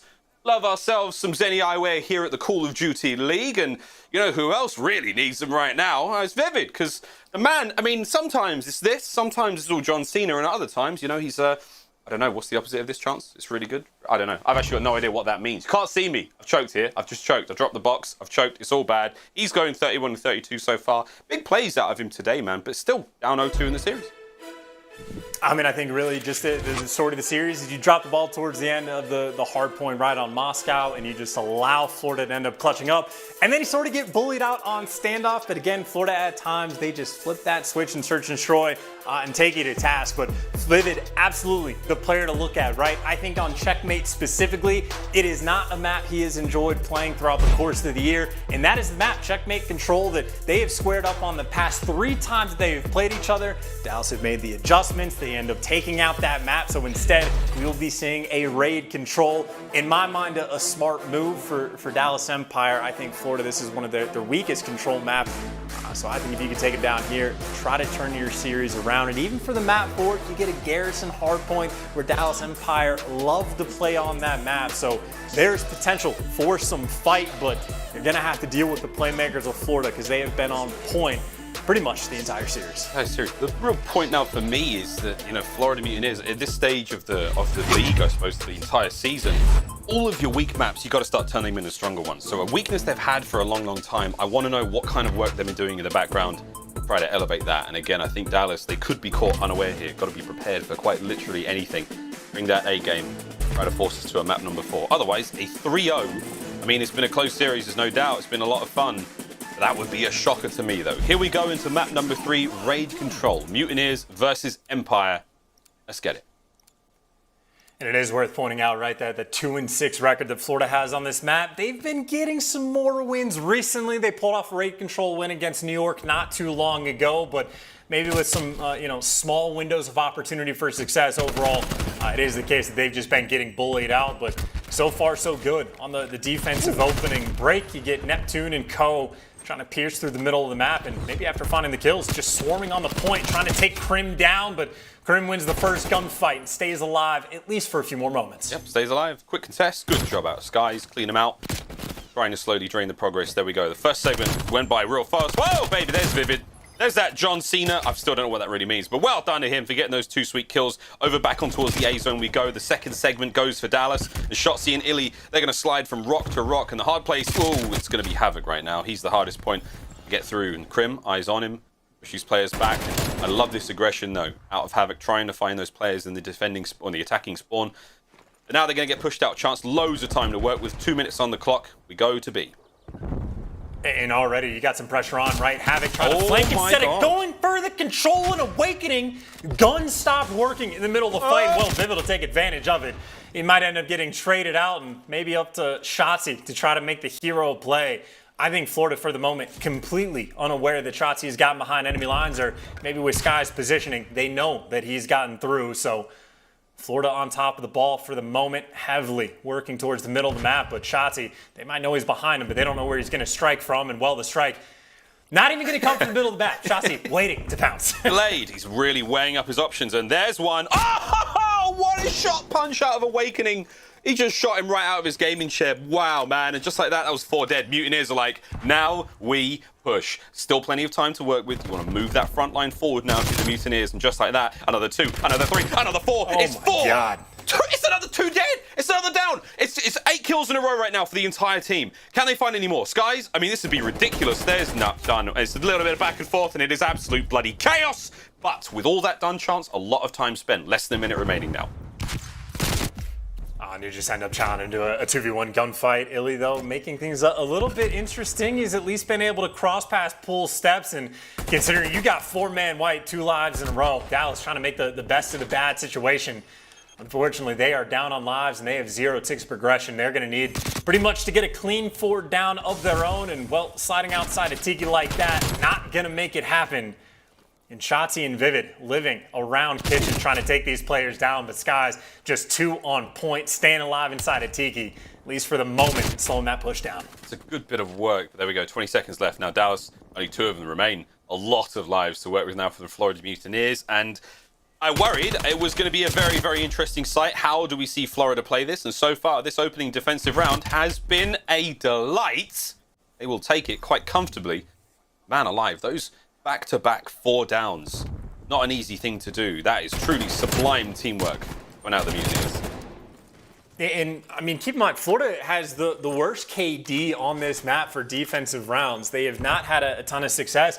And I even think they sort of opened up the door, like a window of opportunity just a little bit, right? When Havok goes on the flank, you give up top bedroom control. And Dallas had an opportunity on the attack. And then Florida just slammed the door shut. Those back-to-back 4-man wipes. I mean, that is just I mean, you have one of those happen on any given map. That could be the dagger for the round. You get them back-to-back, you are just going to be fighting an uphill battle for a long time. Skies and Havok combining for 20 and 8. Pretty solid first round. Not a bad first round. How will they do, though, when it comes to the attack? Neptune and Shotzzy battling each other through the wall. They just fly at him, man, and Havok and Awakening are now being digested in the belly of that beast as iLLeY finds himself a clean couple. Oscillate to the other side of the map, and it's still a 2-2 hit. 2 through mid. Oh boy, that's unfortunate timing. Now the others are going to flood through the pool side of the map. Over towards B we go, and Vivid. Oh man, check those corners. There's Big Wake's barrel. Beautiful awareness out of Vivid. 10-10 overall, but this is a great spot to be in. Able to maybe hit the defenders. Oh, but their fight is going to make it harder and harder. Can Vivid try to slow the push, though? That first segment gone, Chance. Shotzzy now trying to break from the front. Not an easy situation to be in right now for Dallas, and they need to be decisive. They're trying to do this 3v4, but they just end up getting it picked apart. Awakening off spawn. He effectively just chalked up that push and go to A. And more unfortunate for Florida, did not get that second tick. And Vivid on the flank can only find one more, but as it stands, 45 seconds on the clock, a little bit to work with. And a nice set of kills right there is Neptune finding him from the pits of hell. He picks up 2, and they're sort of chalking up A. They're looking for more kills, trying to put the pressure on, and just leaving an AR player over towards A just to keep the clock stopped. And as it stands, Florida, 3-life lead. And that 45 seconds on the clock, that's going to stay there for quite some time. Ridiculous heroics out of Neptune. No chance in hell that I think he was going to be able to find 3 basically on one shot in that situation. The observers didn't have a clue either. I mean, I'm with them. This is insane. Still, though, look at the progress across both the zones. A is nearly finished, and B has an entire segment complete. So with 44 seconds frozen on the clock, now a minute and 44, we are going to see the pressure develop towards that B zone. Havoc 15 and 7. The man is running circles around Dallas Empire right now. And they close out that circle at B though. Get themselves on the board once again for an offensive round win now. Not going to be an easy thing, Chance. And that is a massive gunfight for Shotzzy win, just to try to slow this pace down just a little bit. Keep in mind, Florida, again, that life advantage, and Neptune, the ever-present problem. Another double kill he's able to rack up. But on the flip side, Shotzzy, as long as you're alive in bedroom, you're feeling pretty good on defense. And, well, he goes back to his finesse spot, but Awakening makes the read on the jump up. And bedroom control, Florida has cleared out. A minute on the clock and a 4-life lead. They're just trying to walk their way forward and find these kills, but where they have bedroom control, the middle of the map, Dallas Empire have dominated. The late than never. Awakening's really being pushed to the very brink here. Trying to keep him back. Vivid now flooding through top bedroom. You've got a lot of map control right now for Dallas, and that's a great thing. Vivid having a good game. 17 and 15. It's not been easy, especially with how hot we're seeing Skies and Neptune play, and Havoc as well. Actually, everyone's going big here. Grim can't take care of all those players from behind. Here comes the flood. It's going to fall down to these plays now from Basketball. Crimp straight back in a spawn. Can he get the retribution? iLLeY winning the fight so they're by the front. And this is just, again, circle slowly closing now around Dallas Empire. 15 seconds remaining. Mutineers have got to go. Havoc's going to try to be the one to make it happen from behind. And there's the first kill. Over to iLLeY now from inside Tiki. Awakening gets his. Now the pinch is on. iLLeY's in trouble. Skies doesn't stiff him out, though. He goes all the way around. iLLeY's still alive. He can hold it here. Can he find those kills? Shotzzy gets 2. Now we're out of lives for Dallas. It's a good old-fashioned 4v4. You've got 2 members now of the Mutineers making their way forward. They've got to get there fast, and that's it. Empire run the clock down, and that is a great round. Man, that was tight. 1-1 now here in the control. Oh, and I need to even rewatch that back just to figure out how it happened, but you couldn't find iLLeY inside of Tiki. He's able to stay alive and get out with his life, and more importantly, Shotzzy, from somewhere, found the double kill. I mean, Florida, they took their time. They did not feel the pressure. They were nice and patient on the flank, but in the end, just simply ran out of time after that final push. But that is a very strong round for Dallas Empire to bounce back from. You have 2 players effectively double negative, and you're tied in terms of round count. It's not a fun spot to be in, certainly. The gun's got to get warmed up just a little bit more, but you got the defensive win. You got the opportunity to turn things around now on the attack, and Shotzzy, no time wasted. It is a triple stack inside a ring. Yeah, they make it into the ring very easily. No contest to be had. I mean, we could get a 4th guy in there if you want. Get Vivid out of laundry side and just dive in there. But it's almost done. And there we go. A is gone. 2:20 on the clock. A lot of time to work with. No deaths so far for Dallas Empire. All the time and lives in the world now. Chance to try to get themselves over towards B, but you see those Mutineers defenders starting to line up. Ooh, making it hard now on the approach. Oh, really hard. Awakening super hard. 2 in a row. That was a very nice setup, and keep in mind, Havoc, he's going to be spawning these players out, but it's not quite top bedroom control. He's playing aggressive enough that Empire certainly are going to expect it to be top bedroom. And Havoc not even going towards the flank, and that is a, without Havoc, 4-man wipe, and now you're going to go to try to clear out bedroom, but Havoc is playing the close angle. Empire not going to be aware, and now Havoc looking for the pieces that he can find. Maybe over towards bedroom, but this is a 7-life lead from Florida, who have been running the show on defense. Havoc is a colossal pain in the arse to deal with right now. 1:30 now remaining on the clock. Presence of Dallas as they start to try to push out towards that bedroom side. They're going to get themselves over towards Paul. Shotzzy is going to try clean up mid-map. We like this. And they keep the play going. 14, 11, now 15. That's 3 in a row. Shotzzy starts to get things going. An open B zone, though, if they can get on the point, try to stop the clock, but they're so aware of these players coming in off of spawn. Shotzzy, Neptune at range, Dynamite, he kills her then. Awakening's coming to get the party going. Man, this is non-stop. Shotzzy's play continues, but no one from Dallas could make it to the front. Chance. He's doing all the shenanigans in the back line. They couldn't make it towards the point. Well, they have made it towards the point, actually, just in the nick of time. They don't have a ton of pressure over towards the middle map, but that's what they're trying to respond with. iLLeY wins the gunfight, clears that top window, and now his teammates find the rest of the kills on the attack. He might be down a ton of lives, but Empire thinking about the objective. And Skies, though, just the pieces to hunt him back down. The response is there.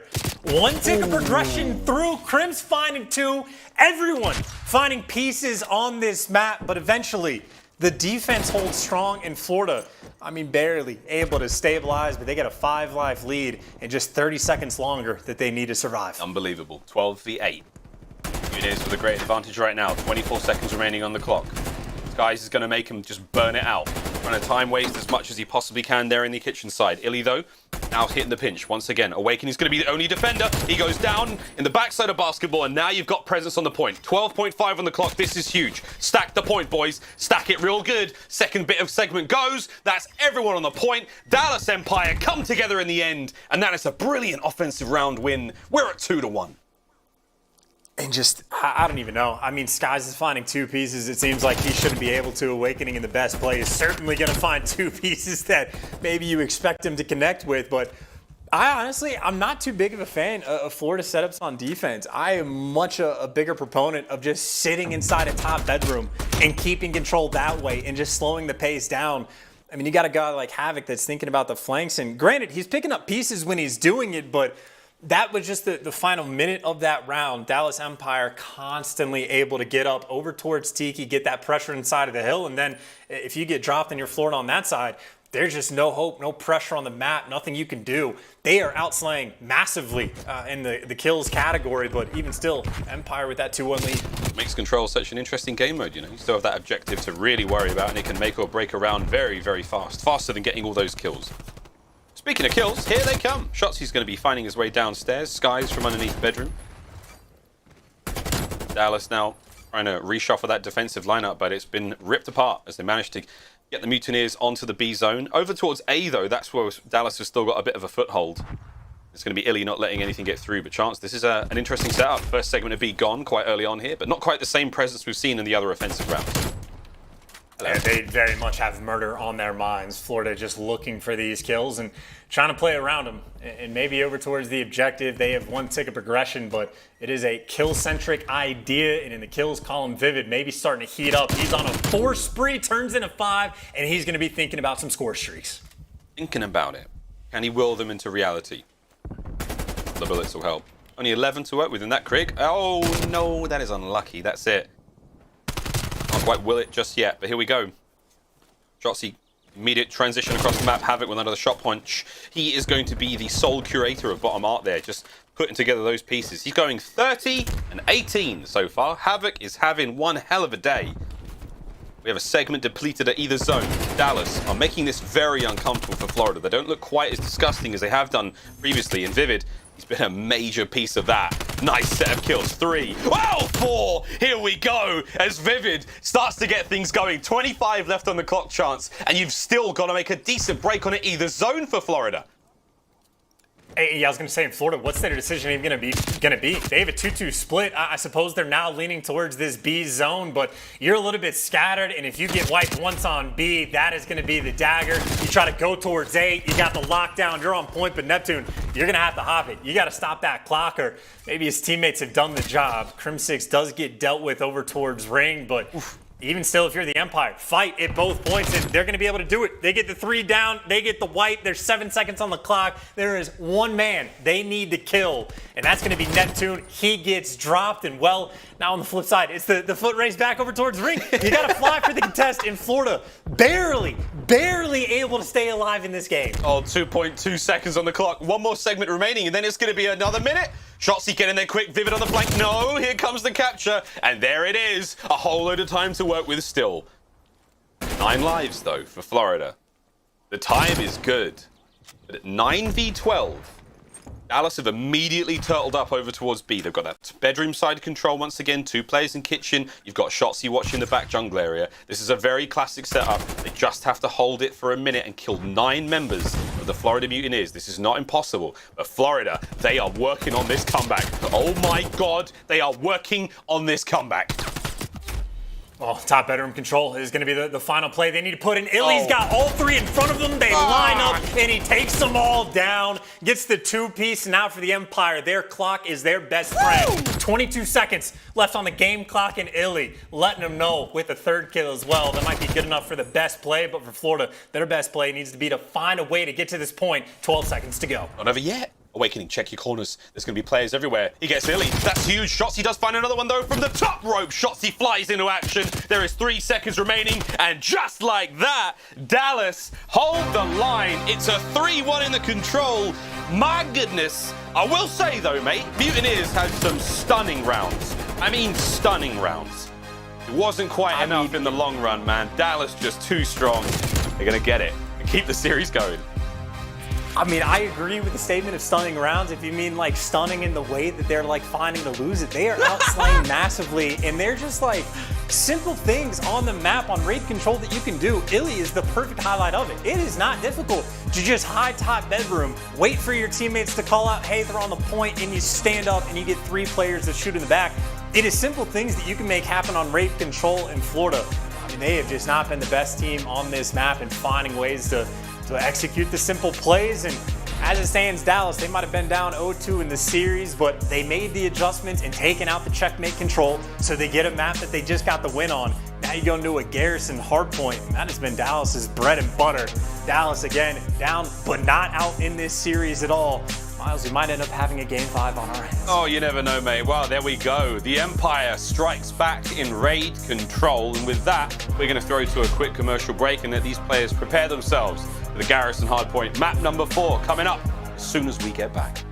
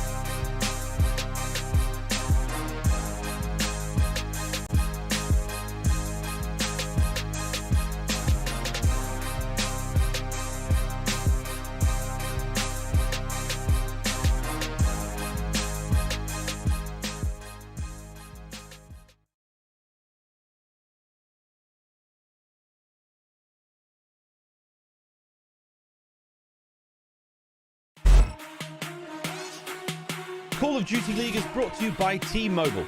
T-Mobile is the shot caller in 5G.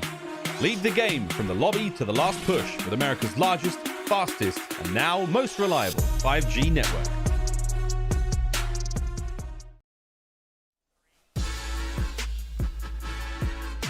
Beautiful Minnesota. Ladies and gentlemen, we have returned. The home series continues, and what a delightful series we have on our hands. Dallas Empire now the fighting chance to keep the series alive as we go now into map number 4. And what a series it has been so far. Moscow Hardpoint feels like a lifetime ago, but incredible comeback there from the Mutineers towards the end. And standoff search and destroy, a clinic at times, but that 3-1 raid control, man, that could have been wild chance. But as we go into Garrison, let's set the clock back a little bit, talk about that Moscow Hardpoint and our boy Skies.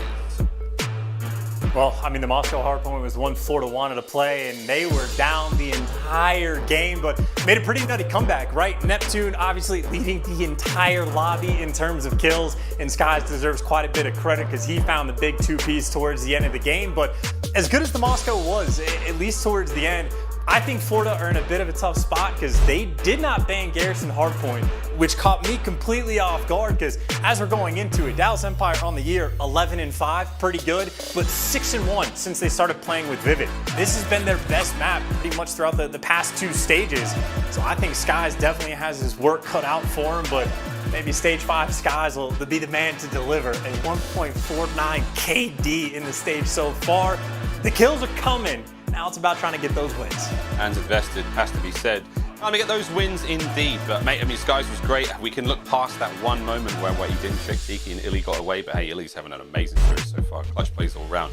Ladies and gentlemen, we are going to get into this map shortly. Again, raid control, but we're going to take a very, very quick break. Slight technical issue. As soon as we return, though, it's going to be Gary Hardpoint. You know what I'm saying? See you in a minute.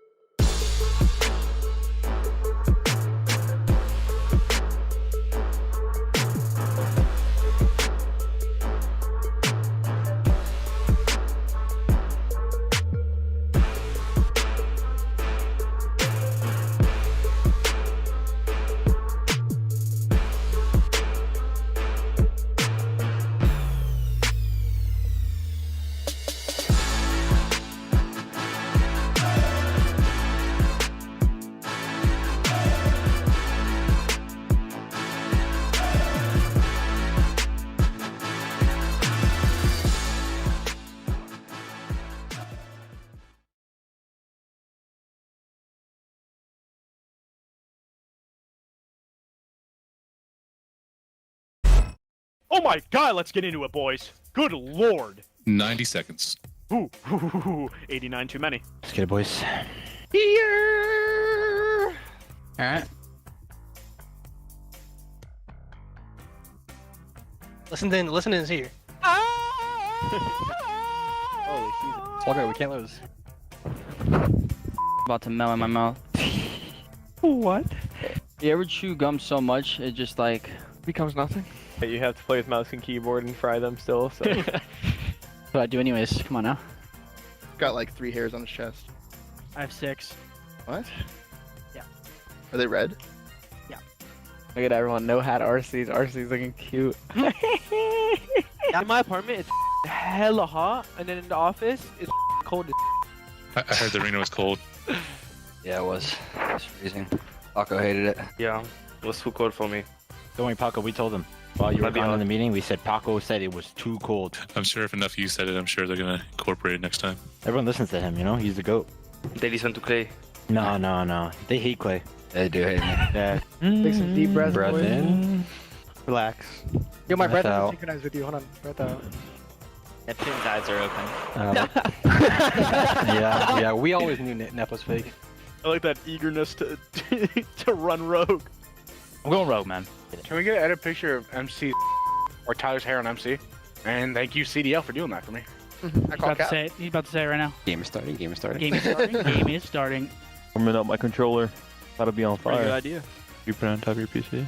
Nah, not the Shotzzy way. Just got the heater on it. You know what? That was the moment for us. That time off. That mental reset. And now we're here. Ready for the Battle of the North. Don't put him in. He wants to be in the contract, don't put him in. I know I do it. I tried so hard. Yeah. I tried so hard to be in the content.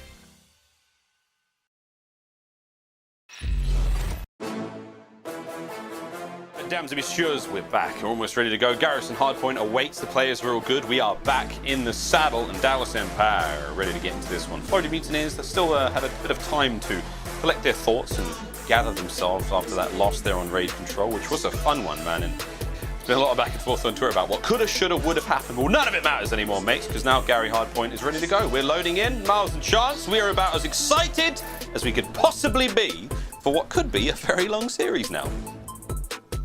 And I mean, I'm just going to dream on and hope it goes to that game 5 or not. You know, if one team wants to close it out here in game number 4, that is A-OK by me from Florida. But again, from the side of Dallas Empire, really good record on this map, 11-5 overall, but 6-1, I'm pretty sure, since they've been playing with Vivid. So this has been their best one throughout the past 2 stages. This is where Dallas, I have to imagine, feels safe and secure in this series. So Florida, the pressure's on, man. You let this map through, got to have something prepared for it.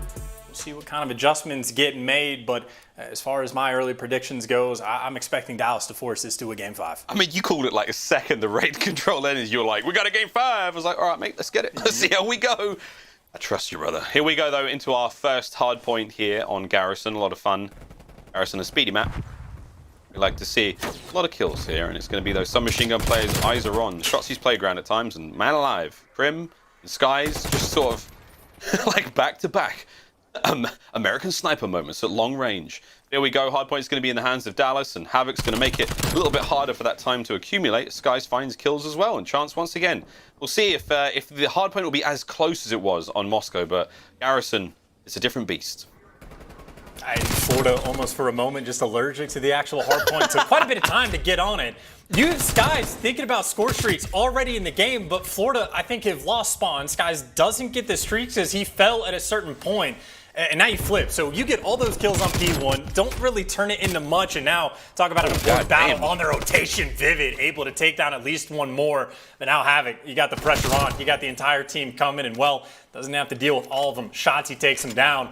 As weird of an opening break as it turns out to be, Dallas Empire now in a prime position to start to widen the gap, to blow this lead a little bit wide open.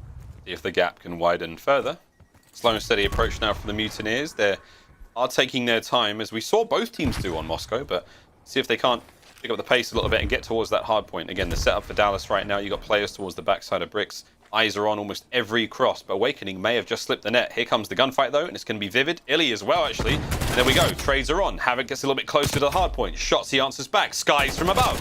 kill finally comes through, and just like that, you have managed to make contact with a hard point for the Mutineers. They're in, and there's 20 seconds to play with. Immediately for Dallas, get these kills maybe, but definitely get themselves across map towards that third hard point where Awakening is lying in wait.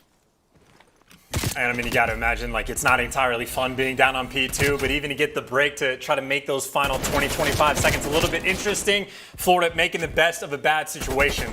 Awakening Skies, nice teamwork there to take down Vivid, but still an important rotation battle. Dallas Empire, I mean, they got pretty aggressive, nearly trying to flip those spawns, but the defensive end holds strong. Florida do get this nice setup as well inside of the point. And for Dallas, well, the surge is here. All 4 players trying to work through either the middle of the map or the front, and they're finding the kills. And Dallas Empire trying to get inside, but then the kills don't go their way because Skies always finds 2. But Florida just making mistakes constantly, not blocking the spawns, and Dallas Empire able to flip it. Oh, the mistake will cost them the time. There's still 25 to play for here in Awakening. That may be it. We might have to chalk it up. Let's find out what's going on in the heads of these players. Let's go for a quick Astro Gaming listen in to the Florida Mutineers. Hey, green early, guys. I'm watching green. Absolute their truck. He's gonna go. One's P2 on me, guys. I'll help P2. Yeah, at least P2. I'm light right now. I spawn caution, guys. Nice, he's still green. P2, early. P2. Underhill. Dead. Where is spawning? Shit. You're spawning on me. He'll. Stay green. He's going big door, Shotzzy going. He's going caution. There's 2. Go caution. Keep blocking green. One you. Caution in you. Back left, Billy. One shot. Fuck, bro. I'm gonna back put you. left. No, there's 2 back left. There's 2 back left. Mid tanks, Shotzzy. Anytime. Mid tanks, P1 in time. P1 up, in vent. We honestly gotta stop ego challenge so much. I'm mid right now, Yo, Crim top floating dead. Yo, we mid. One is event going cat steps, I think. I'm coming green with you. Cat stairs down. Nice, let's fly up. Huge time, guys. Stay loud green. No, hold on. You're good. Watch, stay back. Watch Victor. I'm rails. Watch my caution from mid. Every back left. Came out caution, guys. Back left dead. Caution dead, nice. 3 dead. Chop them in the back. Good. Nice, 4. So, keep blocking. Good time. There's splitting. Yeah, he's staying alive. In the back. I think he's in back alley or some shit. I don't see him anywhere. He's definitely playing his life back alley. Yeah, I don't see shit, bro. I'm just blocking. Get new. Oh, no, let me. I got an issue. Get new. I'm checking out. Shotzzy, 2 ult on me. Yo, mid, square. He's in hill. He's behind 4. Other guy's behind 4 weak. Push our green. Okay. Stop floating. I'm in square. Have your mid. I'm blocking. He's lights from lights. Lights, Shotzzy, weak as fuck. And Florida working on the comeback, but also chasing Ghost at times. I mean, it looked to me like they just got a 4-man white full feed, and we heard the call-outs. They're chasing just an invisible man around the map, and again, Florida just a couple times, even throughout this series, where they are just like slightly off the mark and either finding players inside a Tiki, picking up each other's flanks, or just not chasing a player that isn't there. But even still, they're working on the comeback, maybe trying to make the best of it, turn this game around, but certainly a little bit of sloppiness there, Miles. A little bit sloppy indeed. I mean, we can watch that one back and dissect it for hours. I mean, maybe we'll do it on the flank later, who knows. But either way, we're going to see if Florida can keep this one going. New hardpoint pops up. Vivid's going to be in it. 7 of 15. Once again, the slaying department for Florida, like, they find the kills, man. But right now, it's still a little bit iffy. It's a little bit off. Plenty of time to still make this comeback, but you got to get Vivid out of that hill, unless he does it for you. But either way, you've got to kill him. You've got to get on that point. Dallas chance, they are still holding it. Well, holding for the moment. Maybe a spawn out is not the best situation to be, because Awakening right now blocking the back. So this is Florida trying to make an amends for the dropping of the ball that they had the first go around on P1, where they got all the kills, but then just let the spawns get flipped. Now trying to play a bit more stagnant, but Vivid might have found the opportunity to sneak his way through. He gets taken care of, but so does everyone else on Florida. That's going to be a couple players fall. The good news is they got 2 players on the rotation, but the other 2 are going to spawn out. So right now, Skies and Havoc, a lot of pressure on to try to win this rotation fight. If they can get it done, Billy's going to be here. Doesn't check the corner. Havoc finds one. Awakening gets the next. It's over to Crim, who's going to dance around this spot, and Havoc in his natural habitat, which is completely prone right now. Oh, Crim's played it slow and steady. Here comes the reinforcements from Dallas, and over to the point we go. Nice shots, though, from Neptune, keeping the point safe. Skies from the back tank position. This is a nice setup right now for the Mutineers. How much time can they get? As the kills start to slowly come through, and Vivid, whoa, the breach and enter here on the point. Slip, slide, Diamati in hand. Kills come through. Hard point, Dallas. Chance, they're holding it down.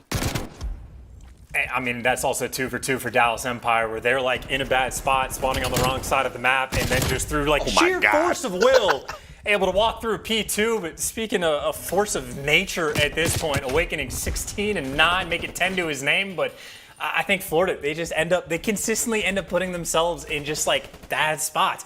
Even for the P3, the thing that Florida's gonna have to improve upon from the last go around is just making sure the guy in the back does not die. Stay alive to block the spawns and hold this P3 for a full 60, and you're right back in the game. But for Dallas Empire, they are hunting these players down, and they are fast on the break. Yeah, here comes the break, and again, Shotzzy finds 2, iLLeY as well. Oh, Vivid gets rid of Neptune, and just like that, the broom is out. You've swept them away, and with that time, we should see Dallas go up quite a bit, though. Havoc, here comes the lineup through Dark. Nice opening kill onto Vivid. Over the top we go. The kills are going to be there, and just like that, the sweep almost complete. Crim was the last one. The broom's now on the other hand. I'll tell you what, though, it's very clean on that side of the map. Sweeps all round. The number of 4-man feeds Florida has gotten in this series alone, and anytime they do it, like, they're always down in the scoreboard. It has just been a very strange series, at least from my perspective. But hey, Florida were down by 60 going into P3. They did a little bit of a decent job to make up for a bit of that time. Now they're going to the next, still down by about 40, but still fighting that uphill battle. This time it's Dallas Empire that gets that early setup, and all these players top green over towards the trash area and the Sky tank really are just getting picked apart. Sky has found the opening. He's found 2 kills. 2 sweet kills. iLLeY though in mid-map trying to slow him down. And once again, like the kills from Florida, I mean, they are plentiful. But for the hard point time, not as much. Still though, 44 seconds remaining in this open hard point. Crim's going to finally get in there. Mid-map control looking a little bit crazy right now as Neptune stays alive. Crim, can he get it? Here comes the backup. No, he can't. Still though, hardpoint changes hands. Hardpoint now Florida's. How much time can they get here? There's 30 remaining. All of it would be ideal. You've got the entire Dallas Empire squad spawning on the right-hand side of the map. Let's give me a slow and steady approach now on Vivid. You just made a mistake, my friend. Destroys the trophy. Let's Havoc know you're there. Shotzzy loses the gunfight to Awakening, and all the time still ticking in favor of Florida. Chance, we're not over yet. Oh, hello. Florida made the, what was it, about a 50, 60 point comeback on the Moscow hardpoint. They were down on Moscow the entire time, and it was right at the very end of the game they started to go on a tear. They are in a very similar position. They were down by 62 ills ago. Now they're only down by 30, slowly working on the comeback, and well, they get the setup for this hill as well. You get Skies posted up on the tank, and you have Havoc playing an off angle. He is going to make that top side of the map for Florida free and easy. All the other pressure coming in towards Lights, but Dallas Empire, especially with that gunfight for Crimsix, now can try to surge forward. Comes the push forward. Shotzzy though into the hard point. I'm going his way now. Ooh, just slides to safety as his teammates find another 3 kills. Florida Mutineers though, still spawning left-hand side of the map. Now you can see Vivid just isolate the fight. Nades are in on a 4 spree right now, doing a lovely bit of job to hold those Mutineers players down. We've got one of them spawning out. It's gonna be number 4. I mean, he's going to do what he can from behind Neptune, but he's in trouble, so this might not work out for him. Again, for now, the Mutineers not in a favorable position. Game 5 is certainly on the cards, Chance. 217 to 176 and climbing. Dallas, and they just get it done here on P1. I mean, Dallas, they just need to pick up a couple kills right here and just close this game out. You can do it on P1 as well. Right now, the play for Florida, Neptune's going to be potentially waiting for his teammates to try to flank through top green. They found the kills top green while he's one shot, waiting for the play to come through, and Havoc delivers. Flank gives him at least 1, and well, iLLeY, last man standing on the push for Dallas Empire. He's looking to just contest and slow this time down, but it is still Empire with a sizable lead and a sizable advantage. I'd say for Florida, I mean, just have one good rotation of P2. That's all I ask. You say everything's bigger in Texas. Sizable in Texas doesn't quite have the same ring to it. There's the contest. There's now both teams playing slow and steady, waiting for the kills. Sky's going to get 2 of them. Oh, Havoc slowing down the players now, pushing through the caution side of the map. This is not over just yet. Dallas are still close to it at 229. Here comes another contest. The Sky's from down low. 74 you out, finds 1. Bloody trophy kills him. What a nightmare. And there with that, Dallas are on the point, but the rotation's already gone to Florida. This hard point is not quite over, and Havoc on a 4 spree.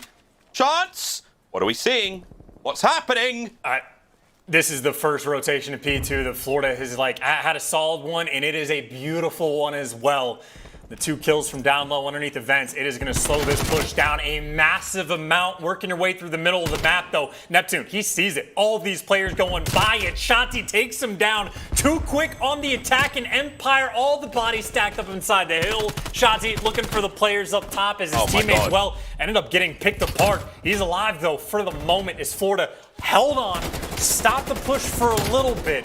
But unfortunately for them, it's going to take one more rotation. Dallas, they're going to be set up at new. This is looking crazy. Very Florida, man, if you ask me. We're set up in new for Dallas, set up for the win. The breaks have now got to be good. Again, the score line will be extremely close coming into this next one. Oh, interesting. One player of Dallas spawns out. It's going to be Crim making his way through mid-map. Florida have got to be big here. Go fast. Decisive kills indeed. There is 29 seconds remaining on the in-game clock as well. So if we don't get a score line, that's another factor to consider. Into the hard point, go Florida. You've got yourself a Crimsix now slowly making his way forward. Here we go, Chance. Dallas have got to get going. 10 seconds for the win. Skies is playing a weird off angle at the back as well. This could be massive. 5 seconds for the win now as Florida, they are thinking about it indeed. Can they get the contest? There it is. The shots are in. iLLeY, he will find a couple of kills now, and if he can do it at the back, this is huge. But once again, Dallas have got to clean out the back. There are players coming in from all angles now, and it's 5 seconds for the win now for Dallas. Shotzzy gets dropped on point. It's an open hard point. Havoc's going to dive on it. And oh my goodness! The Mutineers have just stolen it from Dallas Empire. What in the world? Game 5 was seemingly inevitable. And Florida have just done the absolute unthinkable. What a staggering comeback on Garrison. And I don't even know what you do for the breakdown of it. That final 30 seconds inside the hill, that might be one of the most chaotic stretches in Call of Duty history. I don't know if that's too hyperbolic, but that was insane. You have players doing 360s in the hill. iLLeY's trying to kill spawners, and he's like, oh wait, I'm gonna lose the game. We gotta kill this guy to hill. That was chaos on the map pretty much the entire time. And I gotta say for Florida, you get the win, but you played a pretty sloppy game. You had a couple rotations to P2 that you just throw away. You give up the back spawns on the 3rd hill at a time and get broken. I mean, maybe the positive stretch of this, the positive version, if they can start cleaning up some of these small mistakes, they're getting wins playing like that. If they clean some of this up, they might end up start dominating some of these teams. But a wild game, a wild performance, the hard points between these two teams. I mean, just sheer insanity. Insanity. Dallas, they're going to be hurting from that loss, but so will London and Seattle. Their hopes now of playoffs are completely gone. It is over for those teams. And Florida, you've got to be feeling real good, man. The kills department was there at a 250 to a 246 game. That is an absolute banger. Okay, there it is, friends. It's on the bottom of the screen right now. London, Seattle eliminated from playoffs. They will not be coming to LA. That is it. The Mutineers' victory here was, let's face it, a very surprising one. They played their hearts out, but it was a bit Quasimodo, you know. It was quite, not exactly friendly on the outside, but on the inside, magic, absolute magic. Our scuff play of the game will be the final minute of that hard point chance because, mate, it was... All right, here we go, baby. Take it away, Chance. I'll see what I can do. Our scuff play of the game. One, just to set up the chaos, right? We're watching this from Shotzzy's POV. He gets inside, he's watching the top, but all of his teammates fall around him. He picks up 2 kills, which is nice, but you end up getting wiped. And the entire thing comes down to the setup. And it's just insanity from this point on. Crimsix is trying to stay alive in the back. He gets his head ripped off. Dallas still the spawns.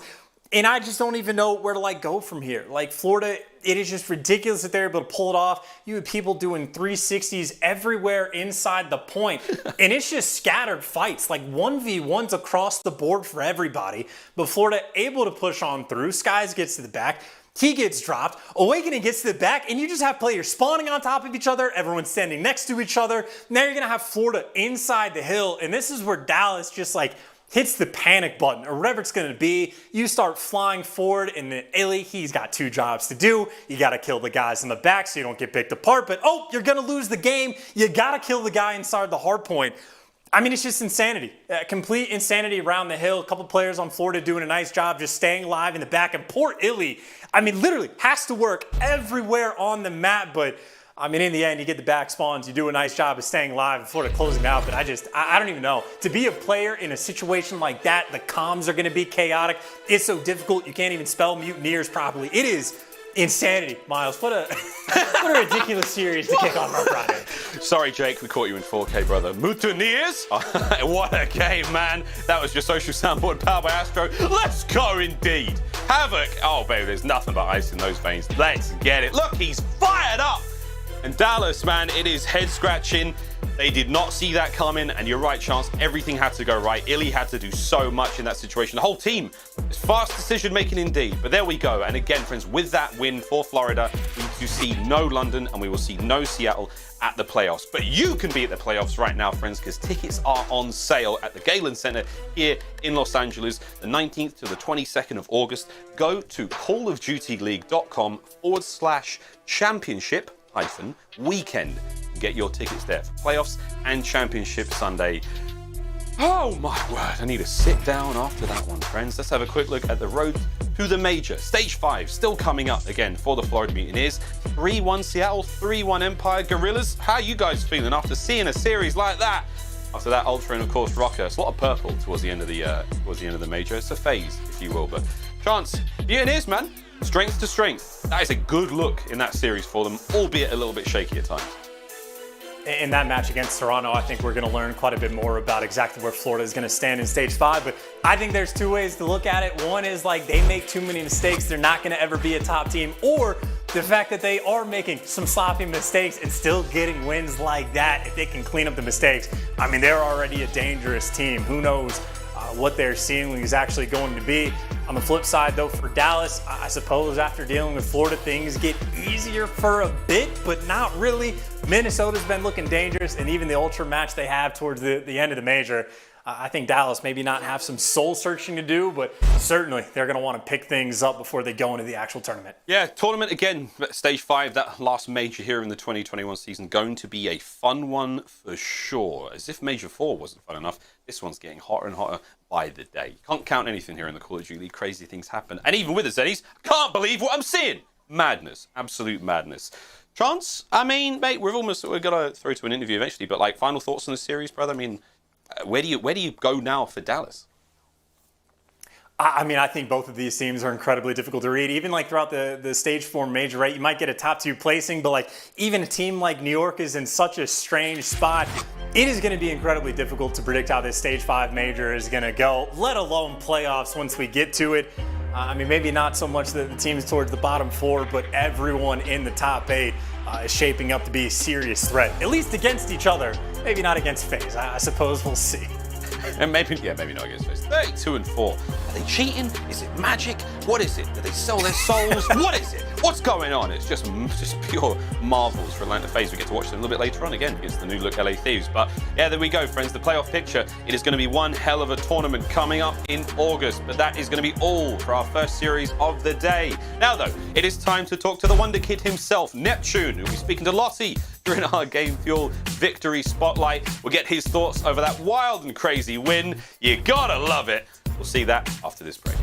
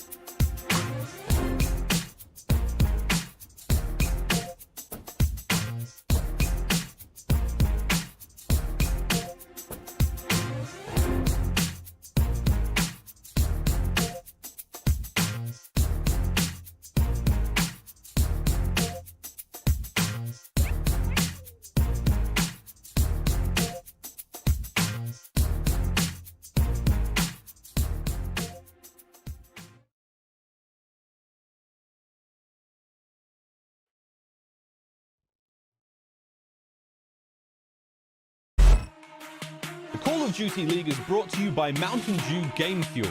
Pre-order the new Courageous Sherbet flavor now on GameFuel.com while supplies last.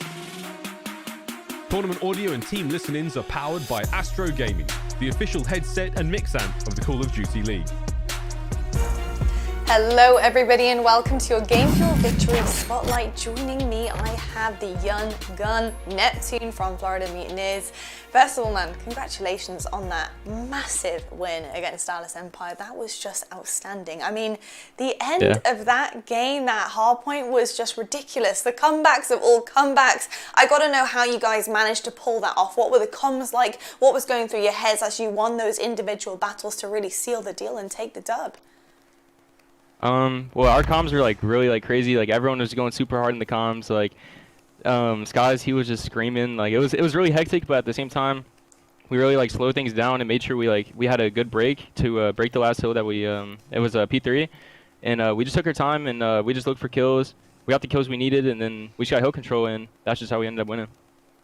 Yeah, I mean, I've got to say, the teamwork was really there in this series. It was super evident. I think it has to be there to take Dallas down.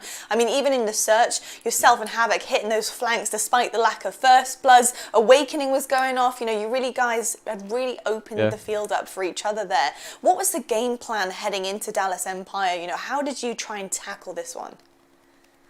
Well, going into this series, because we know it was going to be a harder match for us, especially with how Dallas plays against us. So we really took our time before playing. We went over a lot of S&D strats and just little things that we knew we needed to like improve on, and it actually really helped us in this match. We actually felt really confident, and we just played our game.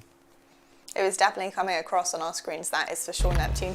Now, yourself personally, you have really solidified yourself as one of the main slayers that we have in the league. You are unbelievable right now and honestly a game changer for your team. Do you believe that you should be in the conversation for Rookie of the Year? I mean, I honestly don't know. I'm just gonna keep playing my game, and just whatever happens, happens. It's not like I'm just here to. I just want to win with the team. That's what we focus on every day. I'm just trying to get better as a team, and that's all I really care about. I love the humble attitude from you, Neptune. Don't let up, man. You are on fire at the moment, and it's absolutely incredible to watch. Thank you so much for joining me, and best of luck, man. All right, thank you. Thanks for the interview. You're more than welcome. How polite. What a polite young man. Love to hear from Neptune.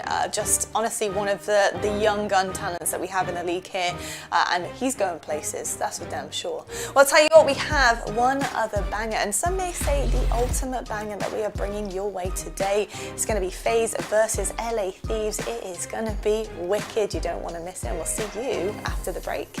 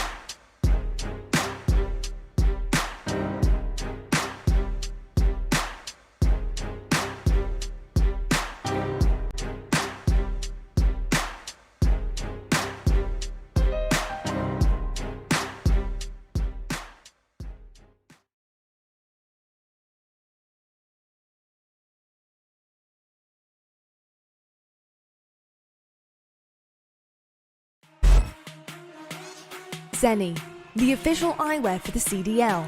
Armour your eyes with Seany Blocks blue light protection glasses by visiting seany.com/gaming. Scuff, the official controller of the Call of Duty League. Call of Duty League is brought to you by T-Mobile. T-Mobile is the shot caller in 5G. Lead the game from the lobby to the last push with America's largest, fastest, and now most reliable 5G network.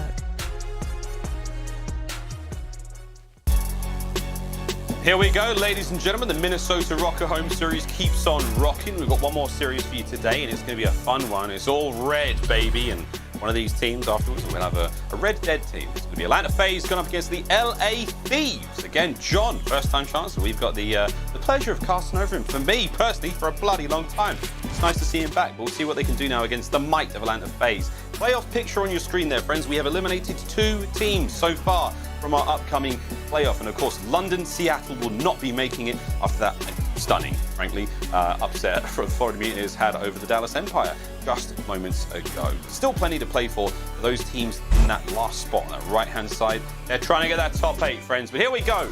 Miles and Chance taking you through this one, and we are very excited indeed. That last series definitely got the blood flowing. Got a moment to find our zen, and now we're ready to do it all over again. Chance, how are you feeling, baby? Confused, a little bit concerned. I feel like my brain got switched off towards the end of the last hard point, but it's a very interesting series, not just for Thieves versus FaZe, not just for the look for like John to go against him, but we really do get to see exactly where this team stands. You know, Atlanta shows up ready to play every single day, so it's an opportunity maybe to take him down or to see exactly where you are and maybe have a few mistakes exposed here and there to see what you got to work on. But hopefully, I'm hoping for a good series. It'll be a great series. You never know what quite to expect here in the COD League. But there we go. That's going to be that. We're now going to get into our very first matchup. Ladies and gentlemen, put your hands together for a team that you know because, quite frankly, they win everything. It's Atlanta FaZe. The game has turned on its head. Run! Run! Get onto the point! Cellium finds himself 2 more. Oh, baby! Absolutely slayed. What a magnificent comeback from Atlanta. Atlanta FaZe, the little red devils of the Call of Duty League, continue to stun, shock, admire, and at times, you know, downright just not surprise anyone with the amount of victory they show and the resilience and the skill and blah, blah, blah. They're brilliant, all right? aBeZy, Arcitys, Cellium, and of course, Simp rounds out what has been a very, very dominant squad in the 2021 season. But all things considered, we know they can bleed. We know they're not unbeatable. We know that teams can take them the distance. We just have to look back over a couple of... What you saying here, mate? What you saying, huh? I mean, this is like, you're not technically wrong. Like, technically they don't bleed, but it is very rare. And if they bleed, it is only like a single drop. Like, what, 4 losses on the year, 2 to New York. They have 1 tournament they didn't win. Like, come on. Technically you are correct, Miles, but they're the boogeymen. They've demoralized pretty much the entire league. They have genuinely been that good from start to finish. Yeah. Well, if it bleeds, we can kill it. And we'll find out if our upcoming team can get the job done. Ladies and gentlemen, put your hands together for the LA Thieves.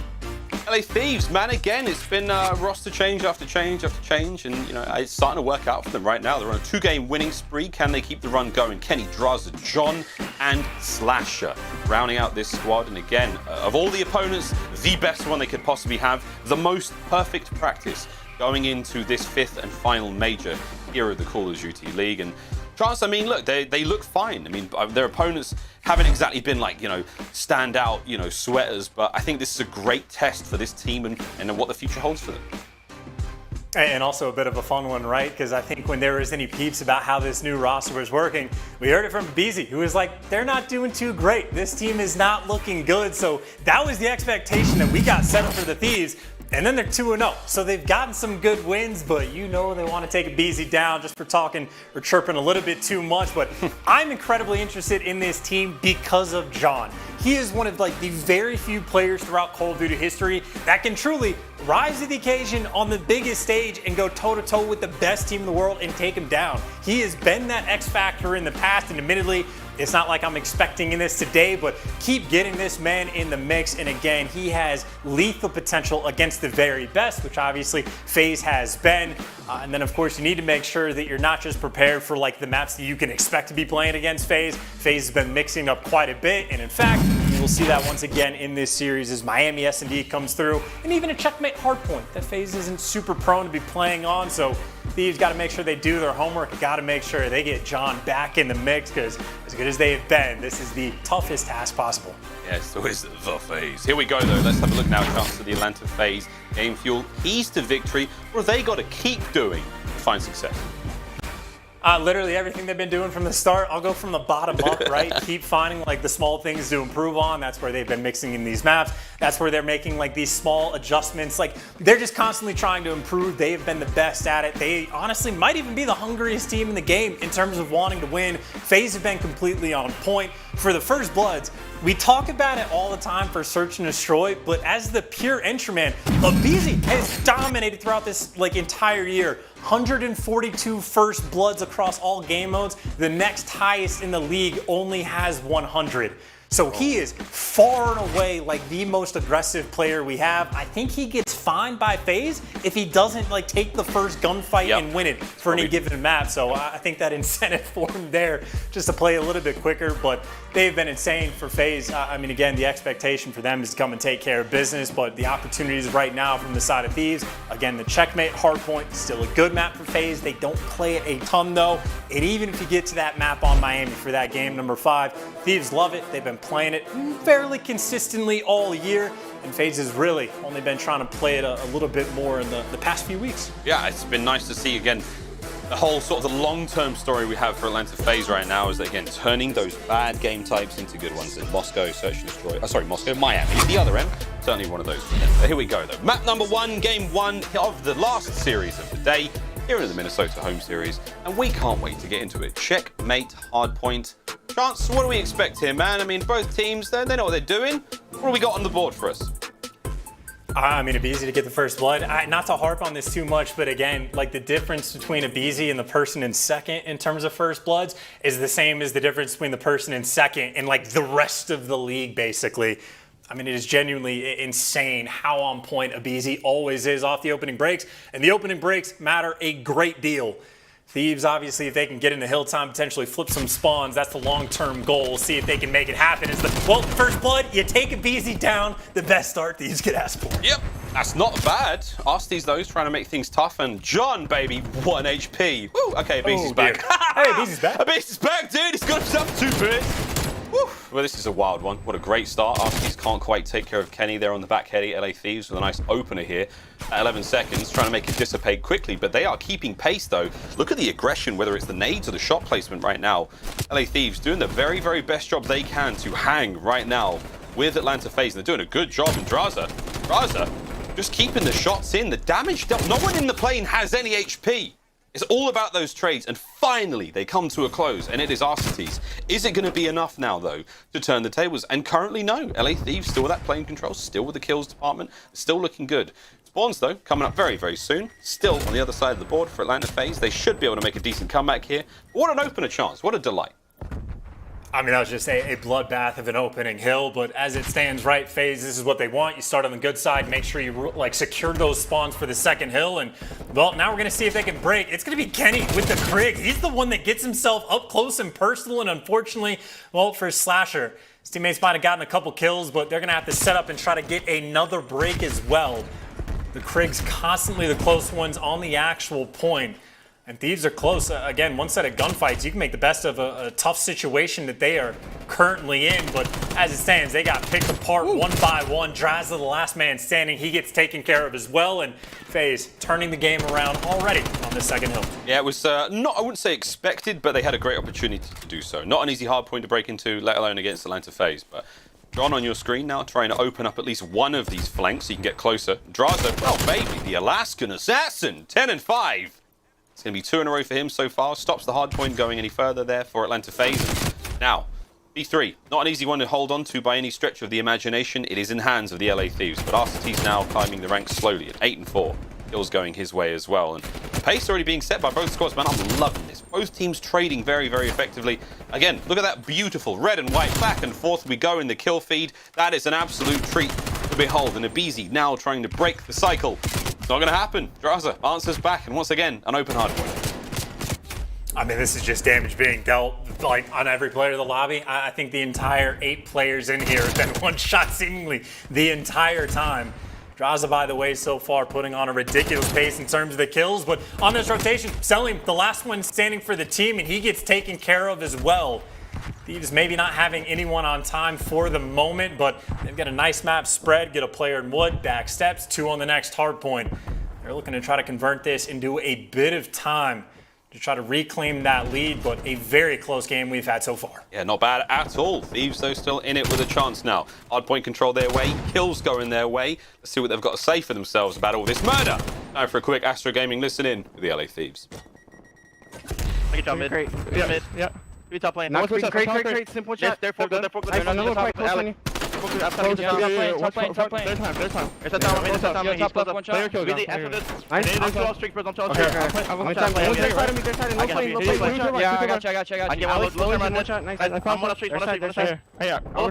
streak. Simp's weak in the hill. He's there. He's top left. I'm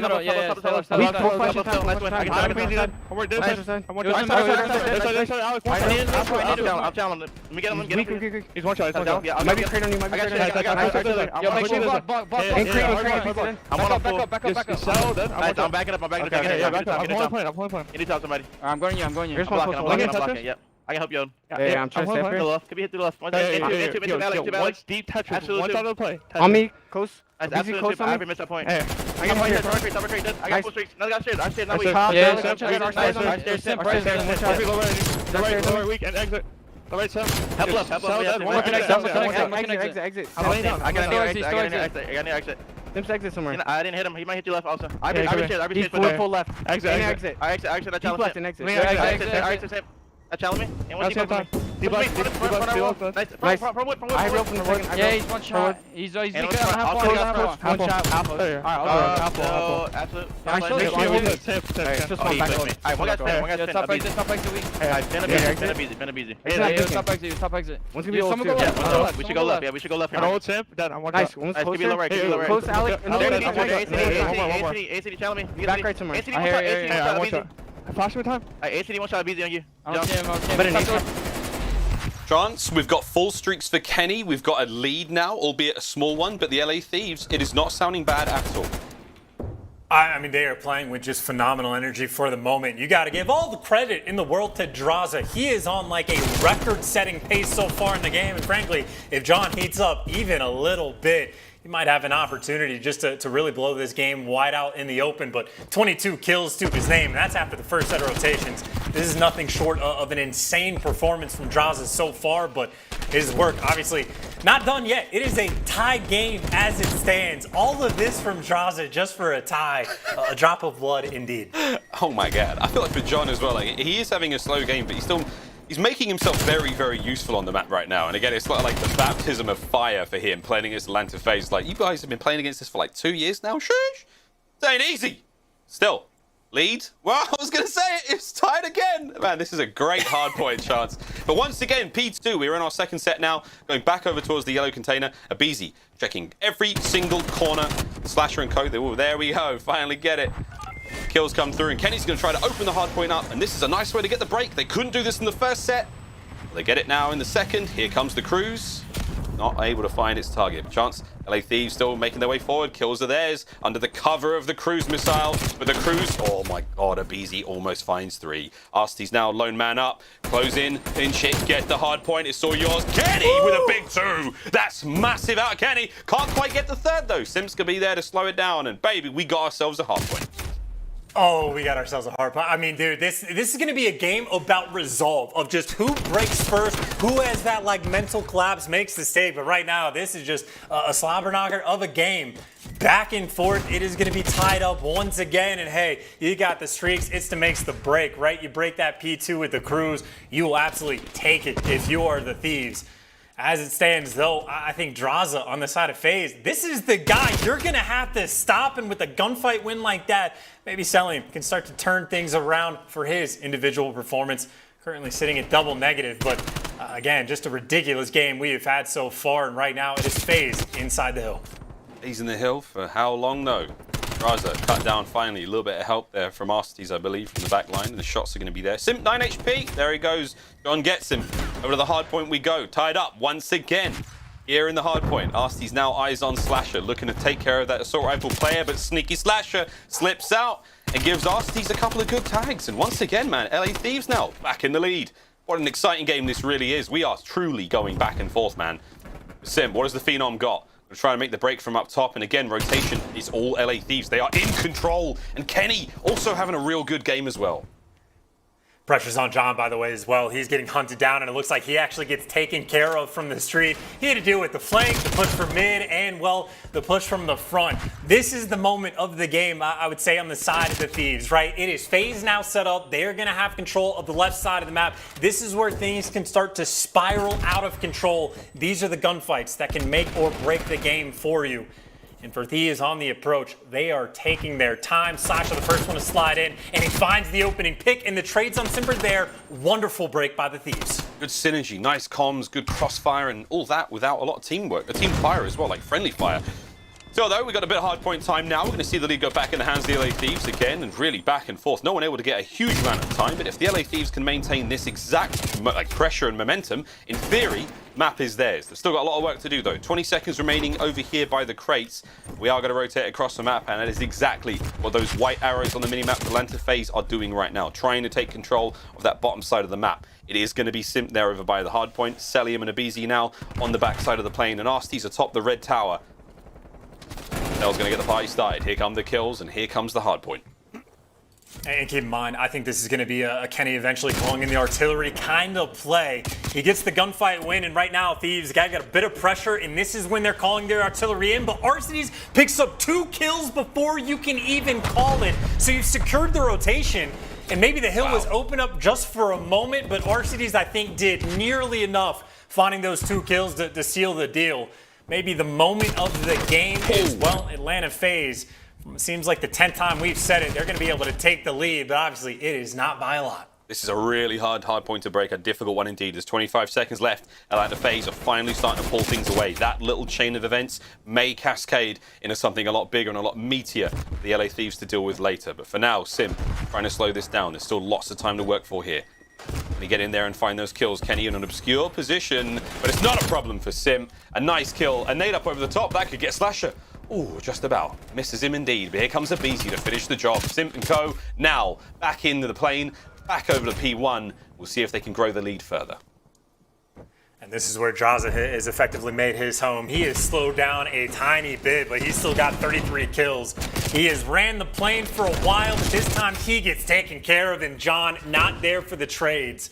Again, the lead gets exchanged as back and forth as you could be. And Thieves, the good news is you got the spawns for new. The bad news is there's 40 seconds left on this hill. You're going to have to try and fight for this break, but you see the setup inside, the tiny tears waiting for this push to come. We go. Simp's going to charge out, find nothing. Drazah, though, enters from the wing, does manage to find a kill, gets a hard point. Very naughty. Will be able to cross over the 200-point mark. But again, the rest of the team, they are really playing for P2. They've given up on the contest time. They've given up on the scrap time. They're going for something a bit more substantial. LA Thieves now with that rotation. And they hold down the spawns. aBeZy trying to hit the back. He may have seen Kenny, but Kenny should be equipped with a Krig at this point in time. Lays prone, guns him. Back of the map secured. Hard point about to pop. And down by 26 as that hill actually does spawn in. But Kenny going to be able to grab the time. Face quite a bit of pressure going over towards blue, and both of the tears were able to cross. That's going to be Kenny just calling out to his teammates, hey, you're going to have to deal with them. Meanwhile, Slasher dealing with the players on the front, and they've dealt with it all. It is only Simp that is currently behind enemy lines, but Kenny gave him that information a long time ago. Thieves I mean, potentially able to close this one out here if they can hold perfect. So now the FaZe, pressure's on them. Oh my god, he got a lot of shots into aBeZy there. Now Simp and aBeZy, the terrorists, once again now encroaching upon the hard point. It's going to be on a John. Can he take care of Simp? The answer is no. A lot of help there from his squad, and the back line's now going to be all Atlanta FaZe. Oof, they're going to be real close. At the end of this hard point, Chance not able to get the win just yet, but Simp, he's going to sit in this hard point, soak up that time, and man, we go to a crazy contest-heavy kill. For the final moments of this game, dude, this is going to be something special. LA Thieves have got to hold this absolutely perfectly. Drazah can't get everyone. Into the hard point we go straight away. Atlanta Thieves, here we go. aBeZy slides in. That might have just been it. Such a difficult hard point to contest from. What a hard-fought map from both squads. But Atlanta FaZe, business as usual. Map number 1 goes their way. I mean, that might be one of the single best maps to just look at how good of a team FaZe is, right? So many little moments that they are having to execute perfectly to get these wins, but they provide. You get Simp taking all that time in the world when he gets to like towards back blue to eventually break the P2 to set him up in a good spot. You got Kenny calling in artilleries while that's going on. Arcitys is picking up pieces to make sure they hold the hill strong.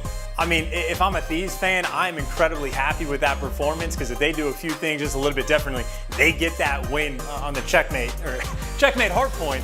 But even still, as it stands, FaZe, as difficult team as any team could possibly be, still walk away with that map 1 victory. It was tight, man, and again, it comes down to a few moments in the hard point, a few things that go their way, and again, that sequence of events with the artillery strike and Arcitys getting those 2 kills, massive game-changing moment right there. But there we go, friends. The first map complete in what will be a very fun series. Now, though, we're going to take a very quick commercial break, gather our thoughts, wipe the sweat from our brows, and when we come back, we're playing Search and Destroy, friends. Don't go too far.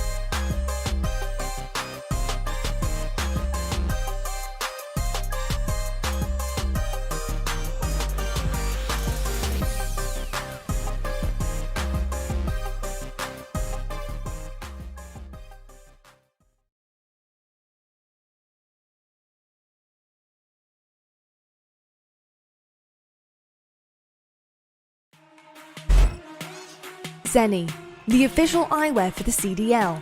Armour your eyes with Seany Blocks blue light protection glasses by visiting seany.com/gaming.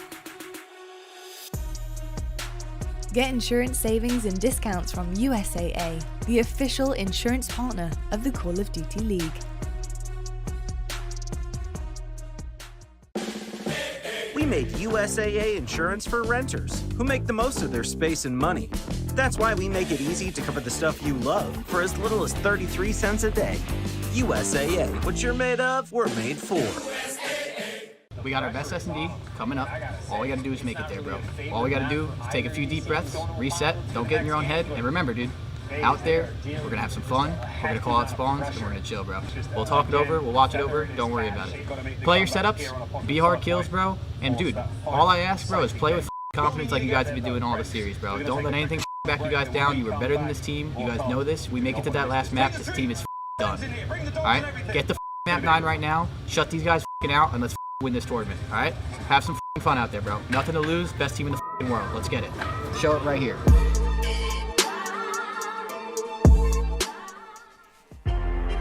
Ladies and gentlemen, welcome back. If you were counting along at home, that was 5 bros from Crowder and 3 dudes in that pep talk alone. And let me tell you, after that many bros and dudes, I'm ready to run through a brick wall. So are the Atlanta FaZe, and they certainly did in that grand finals back in Major 4. Here we go, though. Coming up on Moscow Search and Destroy, chance. Let's talk some Search and Destroy, my friend. Oh, well, you know, I didn't realize it at the time, but that checkmate hardpoint, probably a must-win for the Thieves towards the end, because it gets dangerous real quick. You go into a search and destroy, where FaZe, obviously, has been on point, the best team in the game mode, and more importantly, we're going to a Moscow. So as good as they have been across the board, this is their best map as well for the search, so this is scary hours from the side of Thieves, and for FaZe, exactly where they want to be. Exactly where they want to be. Another place they want to be, and they will be, is of course at the Championship weekend this August 19th to the 22nd, live at the Galen Centre. Live, that's right, in person with people. That's right, all of us under one roof, having a good time, watching the best Call of Duty in the world. And Atlanta FaZe, they will be gunning for that top spot. We cannot wait to get there. Atlanta FaZe, LA Thieves, map number 2 about to get going. We're going to Moscow. We're playing Search and Destroy. With Atlanta FaZe 1-0 up in the series chance, I know the pick'ems are already locked, but I think there is, I mean, the way this series is playing out, the way LA Thieves are playing, I hope we go the distance, man. I hope we get a map 4 at the very least. In the game 5, holy dooly, we will see. Here we go, friends, now loading into the map. Moscow, Search and Destroy, game 2. Let's get it. And you know, if I'm a fan of the Thieves right now, or even whoever it's going to be, I'm looking at that map 1 and be like, all right, yo, we've had this team for just a few weeks now. We still got to knock some ring rust off John. That was an incredible performance where you nearly got the win. The problem is that can all just go to complete waste if you ended up getting bullied out on the next 2 maps. These next 2 maps are incredibly strong for FaZe, so you still need a strong performance. Thieves, no opportunity to collapse. You know FaZe is going to be very happy to take it to you on Moscow. It looks like off the rip, maybe that'll be the case. 2 players for FaZe working this site. Drazah and John here to meet him. We'll see how we go. I got a tweet earlier. I think I said Atlanta Thieves at one point. Los Angeles FaZe, the Atlanta Thieves. Idiot, shut up, turn it off. Here we go, though. Bit of quiet across the northern front of the map. Cellium's little head, hop, skips, and a jump. Drazah gets some damage on the board, but mid-map, that's where things are getting dangerous. Kenny's tagged up, backs on up. Simp saw an advantage, pressed it. With that, the immediate hit now towards A. Oh gosh, darn it, it's falling to pieces. Slasher's got a very long and cold walk alone now towards the bomb site. FaZe, the bomb will be planted, and there will be a lot of welcome presents for him in the form of Semtexes, flashbangs, a lot of bullets. And here come the terrors! That's map 1. Round 1, sorry. Oh dear. I mean, hey, map 1 was as well, I suppose, but I mean, that is very much what, just Kenny, he's trying to go to the back of the map and try to look towards mid over on top of the yellow thing. He just gets caught. Meanwhile, aBeZy doing aBeZy things, and I didn't see really what kind of timing Drazah got. I don't know if he was raining some shots through, but he just gets picked off as well. That is a clinical and perfect round from FaZe to open things up on offense. Not a single player fell. Good start. Carried the momentum through from that one. I mean, yeah, good start. Yeah, good start. Again, for Drazah, it's sort of like that situation he's in. He knows he's now going to start getting pressured from Eskies. He's like, well, I can back up and take 1 with me, maybe. So gets the gunfight. And now here we go. Round 2. aBeZy. Oh, my goodness. Looking to find another first blood. 2 kills so far. Slasher, he's in trouble. Here comes aBeZy. Again, pressing the advantage. Knows he has the life lead. He can just dive in on that position and hopefully just get a couple more in a Slasher. There's no way he loses that gunfight with the skill he has, but now everyone regens. LA Thieves back on up, slowly transition over towards A. FaZe, they're reading this slowly but surely. They're gonna have numbers on point, and guess who it is? You get one guess who's trying to get that first blood. Oh, it's Cellium! That's right, you're all wrong. Brilliant work from FaZe. First blood, battle for the bomb site chance. I mean, it's really getting started now. Let's go. And Thieves have taken so long just to get here that FaZe, they get this set up as well. The double challenge from the back alley. And Simp wins 1 and Cellium wins the other. Back-to-back perfect rounds. And again, Thieves, they took such a long time to actually make that call to go to wrap back. Cellium basically was fighting them off like 1v2, 1v3, then 1v4 when he was back in the back bricks area. And if they had pushed the pace a little bit more, maybe they could catch him off guard. Instead, Cellium buys his teammates enough time that they get the full rotation back towards A. And, well, I mean, if you're just looking at the kills column, obviously, they made easy work of it. So that is 2 back-to-back, just perfect rounds coming out of Atlanta. And it looks like this is going to be the old faithful, the standard setup they have on the attack. aBeZy again playing the off angle. And, well, he's playing them because he's looking for those first bloods. I don't know if the nade is going to be able to take care of it. It looks like instead he finds a nade of his own. Finally, someone for the Thieves getting on board. Yep, first kill for the Thieves, first blood as well. John's going to join him. Simp's going to fill that position immediately. John's going to keep holding this position by bricks. He's the head of Simp. Here comes Arcitys. 2v4 situation. Not impossible, not easy. Coverage now is pixel by pixel, inch by inch. Atlanta FaZe, they fight to grab some ground. Simp's made it through. What the hell were those hit markers? He manages to get a couple in there. This is a very difficult spot to play from, but oh my word, they're trying. Man, they're trying. The Thieves, they get on the board. It's a clean sweep. Take that first round. And I just, if we had like a slider of like odds of a team winning a round, let's just say for FaZe, it's 55 at the start. As soon as you kill aBeZy, you have so much more room to breathe if you are the LA Thieves. It has got to just be a massive stress relief just to get him off the map for the first blood. But it's pretty much what it was. Drazah gets the shots in, Slash is there for the nades to make sure he's able to take aBeZy down for the first blood and able to secure the round win on defense. Nice counter strat being called for the Thieves, by the way, because, well, everyone's going to be here, but Atlanta, they're here to meet them. John's going to try and be the tip of the spear. aBeZy, I saw many mans. There's the nades. Oh, aBeZy finds two. Unbelievable for the third shots, and he's let them know. Wow. Atlanta FaZe, that's a good one. Oh, my word. He basically got it done himself. Throws his own shoulders, gets the two, and Kenny. Oh my God. Ooh. And they got to see that too. I mean, we mentioned it right before the series started. When this LA Thieves team got put together, the first word from anybody we heard about how good they were, it was from aBeZy. And he was kind of chuckling. He was like, they're not that great. They have not been performing. Admittedly, I think they have exceeded expectations so far. Again, they got the first 2 wins throughout stage 5, but maybe aBeZy just has a different feeling about the way things work. They're looking for the trades, and aBeZy, well, he's there to bait out Simp because he connects with the kill. It's going to be 4 in a row for him. Whoa, Drazah's hurt. Big time hurt. Oh my word. Oh, baby. Nearly did exactly the same thing. aBeZy was at 84 HP as FaZe kind of got shoulder to shoulder there. And now this round is a little different. Can aBeZy kind of get 2 more? He's hurt. He's tagged up. It's a 2v1. The nade's good. aBeZy, he's so hard to kill. Oh, they finally get it done. Oh my God. How hard is it to stop one man? Oh my God, dude. He almost had that too. He played that 1v2 perfectly. Still had the Semtex. I mean, that would have, dude, if you clutch that, that's a collapse right there. God, I mean, aBeZy could just sit there and shoot bodies for the rest of the game. That would have been completely absurd. Yep, Cap's already he throws the towel on at that point. That's mean. That's bad. But it didn't happen. It did not happen, and we have now got ourselves a search and destroy, friends.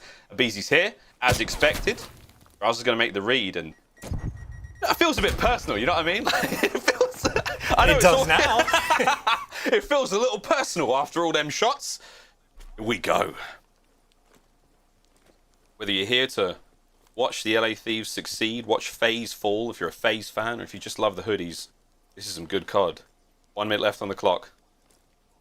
Arcitys the lone watch over here by street, and he is about to run into many, many pairs of shoes. As he peeks under that van. Oh dear, aBeZy technically got the first blood. That one goes to him. There's 2 more players up by street. Oh, and FaZe. It was a slow round, but a decisive one at that. And I'm just trying to imagine from the Thieves' perspective, right? They have to go and watch a best play where aBeZy picks up 3 and then starts shooting bodies. And then the very next round, they have to go through the experience of, oh my God, he almost clutched the 1v2 in back-to-back rounds. I mean, even hearing the comms in those moments would just be like, how hard is this guy to kill? Maybe that happens when you say 5 bros and 3 dudes to a guy to hype him up before the speech. Maybe that's the key to success. aBeZy right now, 9 kills to his name. Entry man, Mr. Do It All in FaZe, mixing things up. And funnily enough, Thieves are here to meet him. It is the stack towards the middle of the map, and it's Simp's turn to find the kills. He picks up 2 as Kenny trying to run away with 9 HP. And the situation as it stands, well, it's a 2v2 until Slasher just gets caught. And Kenny, his opportunity for revenge. 1v2 against Simp and Cellium. And this is for the A's. This is the LA Thieves champion right now. Kenny can play this very slowly indeed, but we will be running across these players. Shots are there. And once again, FaZe The death knell, the bells are ringing right now for the Thieves. This is an absurd opening. Hello, I'm here first. I will kill you both. And I'm not sure who got the final kill. We didn't exactly. I don't remember who got it, but man, it could have been Simp. Cellium. It's okay, so Simp didn't get this. Unreal. What a staggering performance. Simp's 3 kills secure the round. Is now map point Atlanta FaZe. I could be wrong. So, maybe not. Did he get 5 in a row? Sun got 1? I don't know. Maybe he got the final kill. He might have got some shots in. Yeah, Sol got it. It does make a difference in my mind. If he got the 74U at range from like the chest table to way back at the, I would have lost my absolute marbles. Simp does not have a range with the AK-74. It is a myth when it is in his hands. That's pretty true. Well, here we go, friends. It's going to be a bloodbath. Simp, how many more can he get before being brought down? The answer is none. Arcitys gets 2 though, as once again we find ourselves in a precarious position as Atlanta FaZe throw caution to the wind and fly forward. Cellium, though, a far more cerebral player, especially alone. A dangerous man, our 2020 All-Stars 1v1 champion. Now he finds himself in a 1v2, and oh my gentle Jesus, he may just about do it. There's the kill, and Slasher rips and tears his way through. Thieves stay alive for another round. And this has been actually, both teams have been doing this, just great counter strats on defense. I mean, that was 2 rounds in a row where there was like a 3-man square up towards the middle of the map. This time, Thieves able to come out on top, but there have just been great calls from both sides of the border right now. Obviously, Thieves, they have the pressure on. They're going to have to win quite a few more in a row to try to get this win on Moscow. And well, this is going to be a similar setup with respect for FaZe, the difference being the bomb carry. This time, Simp has it in hand, so the player's making some noise over towards this site. That's not where the play is going to be developing. I think Cellium right now and aBeZy, they're just the bait. Jump over the wall, make some noise, and I think Simp's going to try to get this bomb planted at B. Kenny might be the player for the Thieves to make this read. I mean, I do love this play. You may win the battle over by A, but the war will be won here by B. Kenny's going to see something as the 3 remaining players there of the LA Thieves will now vacate that worthless bomb site. Kenny still with that top PD control, not going to let it go. Based on the bomb plant's position, again, you got to expect you need that bus control in order to get the defuse properly. And here come the breach and clear. LA Thieves making their way through the window. Arcitys, though, bagged up. Kenny's going to back up. That nade's just going to save him. Huge plays. What shots out of Kenny? 20 seconds on the clock chance. Here we go. John drives his way forward. Cellium's going to counter back. And Drazah's on the bomb. Is anyone going to check this from Atlanta FaZe? Or is the Alaskan assassin? Is Cell going to get it? Bomb defused. LA Thieves stay alive. And a good call as well. And just the fact that Kenny, while weak, is able to win that gunfight against Simp. Just sheer absurdity. I think Kenny's ability to win gunfights goes up when he's in the middle of the YY, completely exposed out in the open. I mean, he genuinely pulls off magic at times, but hey, that is back-to-back round wins from the Thieves. Trying to make their way back into this map and the series. FaZe, of course, on the flip side, just trying to close the door. I think Atlanta's had their number on the defensive end so far throughout this game, so they're just trying to hold strong, and Thieves seemingly want nothing to do with A. Last time they tried to work this B site, they took a little bit too long, and the reinforcements came through. I think this time they understand that and pouring a ton of pressure down the street. Decisiveness will be their friend. I mean, the setup right now, Arcitys is quite deep in that window by the apartment, so he's only going to see the left-hand side of the statue, this spot. He does have aBeZy to watch that street from the inside of well, he's gone now, so this honestly could have worked out. You've got a roaming aBeZy, stationary Simp, you got Cell alone by bricks. Thieves are gambling towards A. I mean, Slasher could make some noise and make this a little bit interesting, but Cell, man, if he gets any more than 1 here, this is huge. And again, Cellium already just slowing him down a little bit, right? His teammates are already back. I was going to say for Thieves, he might have taken a little bit too long in this rotation, but they're making the call to get out of Dodge. Slasher leaping up the street, but Arcitys' big brain is ready for it.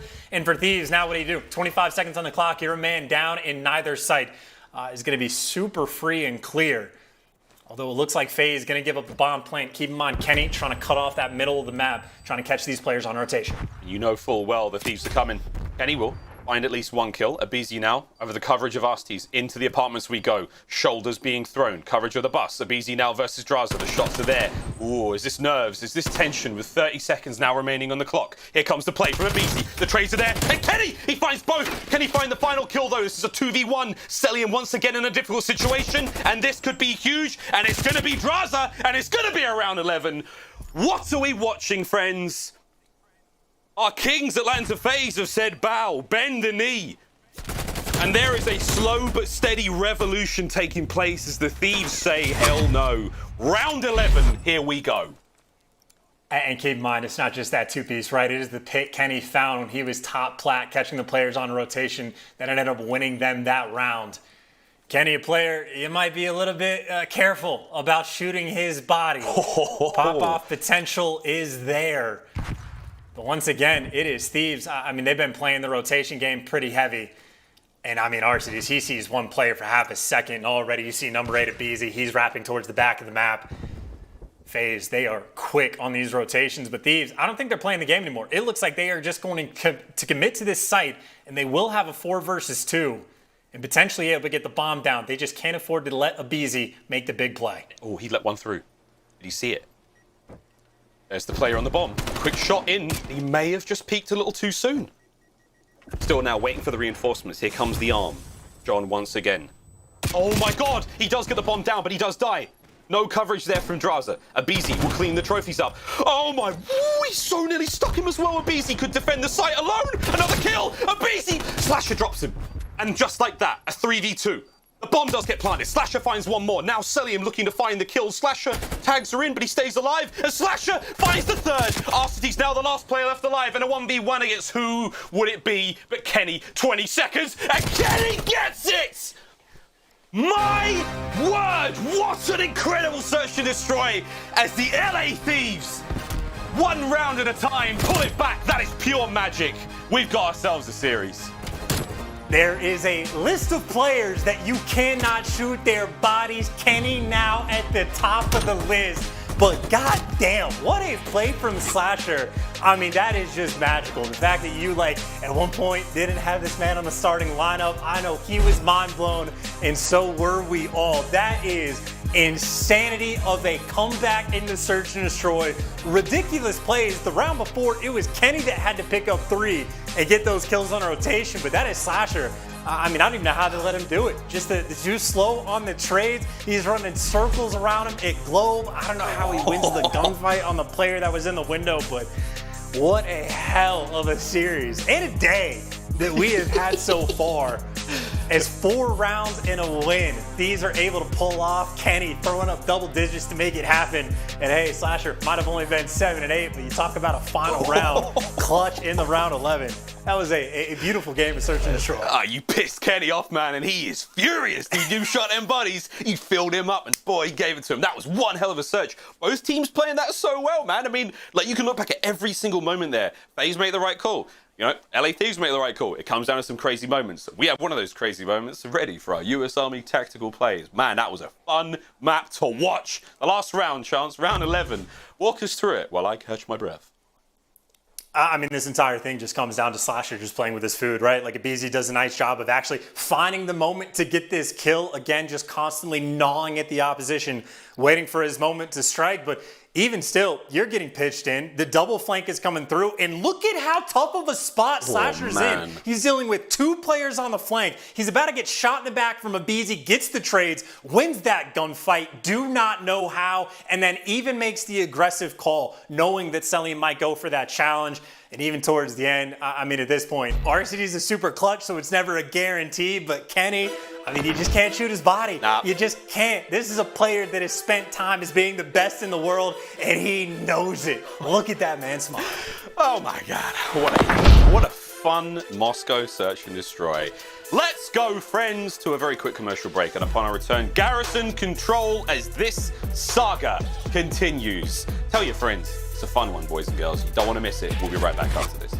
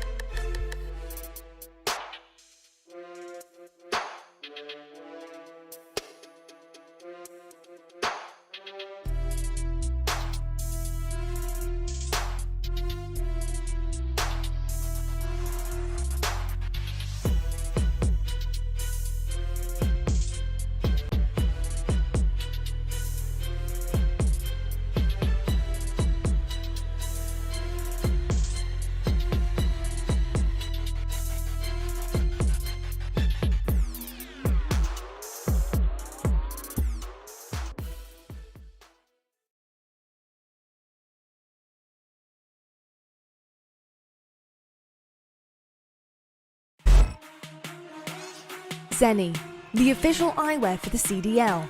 Armor your eyes with Seany Blocks blue light protection glasses by visiting seany.com/gaming. Scuff, the official controller of the Call of Duty League. Call of Duty League is brought to you by T-Mobile. T-Mobile is the shot caller in 5G. Lead the game from the lobby to the last push with America's largest, fastest, and now most reliable 5G network. What's up, everyone, and welcome to Who's Most Likely to V2. Who's most likely to get MVP during a LAN win? Give it to P-Dog. He's a Lanimal. No. He's a Lanimal. Who's most likely to have the messiest room? That guy's not slick. I think it's probably Who's most likely to win a Warzone tournament? Oh yeah, we gotta give that P-Dog. This guy's world records on Warzone. Multiple. He said multiple. Who's most likely to be the biggest diva on the team? Biggest diva? I got iLLeY. I gotta do it, bro. I do it. iLLeY. If iLLeY's picking himself, then I'm definitely going iLLeY. Ladies and gentlemen, welcome back to the Call of Duty League. I hope you're as composed as we are, because now we go to a garrison.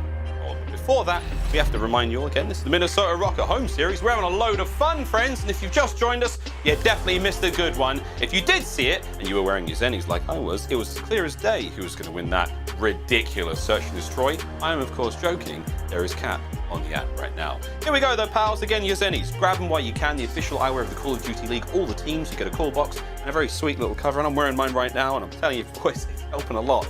Lights, TV screens, the phone at times, non-stop blue lights, the blocks got me covered. With that done, let's go, Chance. It's time now for a bit of garrison control. How you feeling, mate?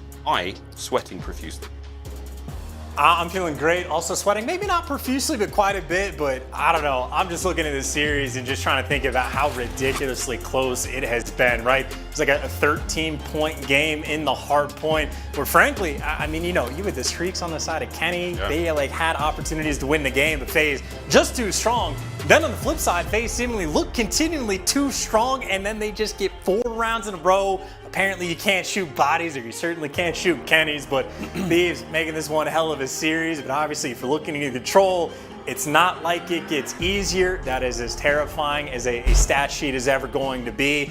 Atlanta FaZe has been the best team in the game across every single game mode. They are most dominant in control. Simp has been the clear-cut best control player in the game pretty much the entire year, but I've been saying it every single time we cast it because he's always proven it to be correct. 14-4 on Garrison are Atlanta FaZe, 2-7 on the side of the LA Thieves. Admittedly, a very different squad with, quite frankly, a much different energy. They came out right out of the gates on the checkmate hardpoint, and they are just playing at the best we've seen them all year long. Frankly, if John just doesn't go double negative, I mean, I think they're winning these games kind of handedly. I think he's the man we need to see pick it up, but Kenny's been playing out of his mind. Drazah and Slasher right there with him. But even then, this is a lot of positive things to say about Thieves, and of course, on the flip side for FaZe, they are, of course, dominant as well. I was going to say, there's the boogeyman, Yeah, they're still the boogeyman. Like, the stats are still first in every single thing across the board. They are the league's overachievers, the keen beans. But all right, let's go. Let's get it. Here we go. Into the control, though. Again, not an easy game mode by any stretch of the imagination for a team that's kind of new. I say relatively new still, but see what John can bring to the table. We've given him enough criticism in the pre-game. Start this one off with a nice kill on a Simp. Pressure now on towards B on the defense. A nice two-piece. Can you get any more of this one? Sells up, sell. Oh, nice angle to be had. You're going to keep those players off the zone for now. As again, LA Thieves on defense here first. I'm trying to figure out if Cellium just shot him through the tires, or if he wall-banged him, or just had a nice little angle. But either way, on the defensive side, Thieves with a solid start for the moment. They haven't gotten a ton of map control, though, and aBeZy applying pressure to the point. Seems like he knows John, though, is going to be playing in the vent, so that is cause for concern. Worried about the flank, but instead, John might be hitting from the front. But while this has been going on, FaZe have found all the kills, and they're working themselves out towards A. Yeah, but you got to get through Slasher, who's done a couple of pull-ups before the series started. He's doing some heavy lifting right now, 3-1. Nice nade. Oh, Cell just ducked it. That would have been insane. What a stick it could have been. The Kenny, Drazah, aBeZy. Oh, Jiminy Crickets. On to the point we go. Zone A now.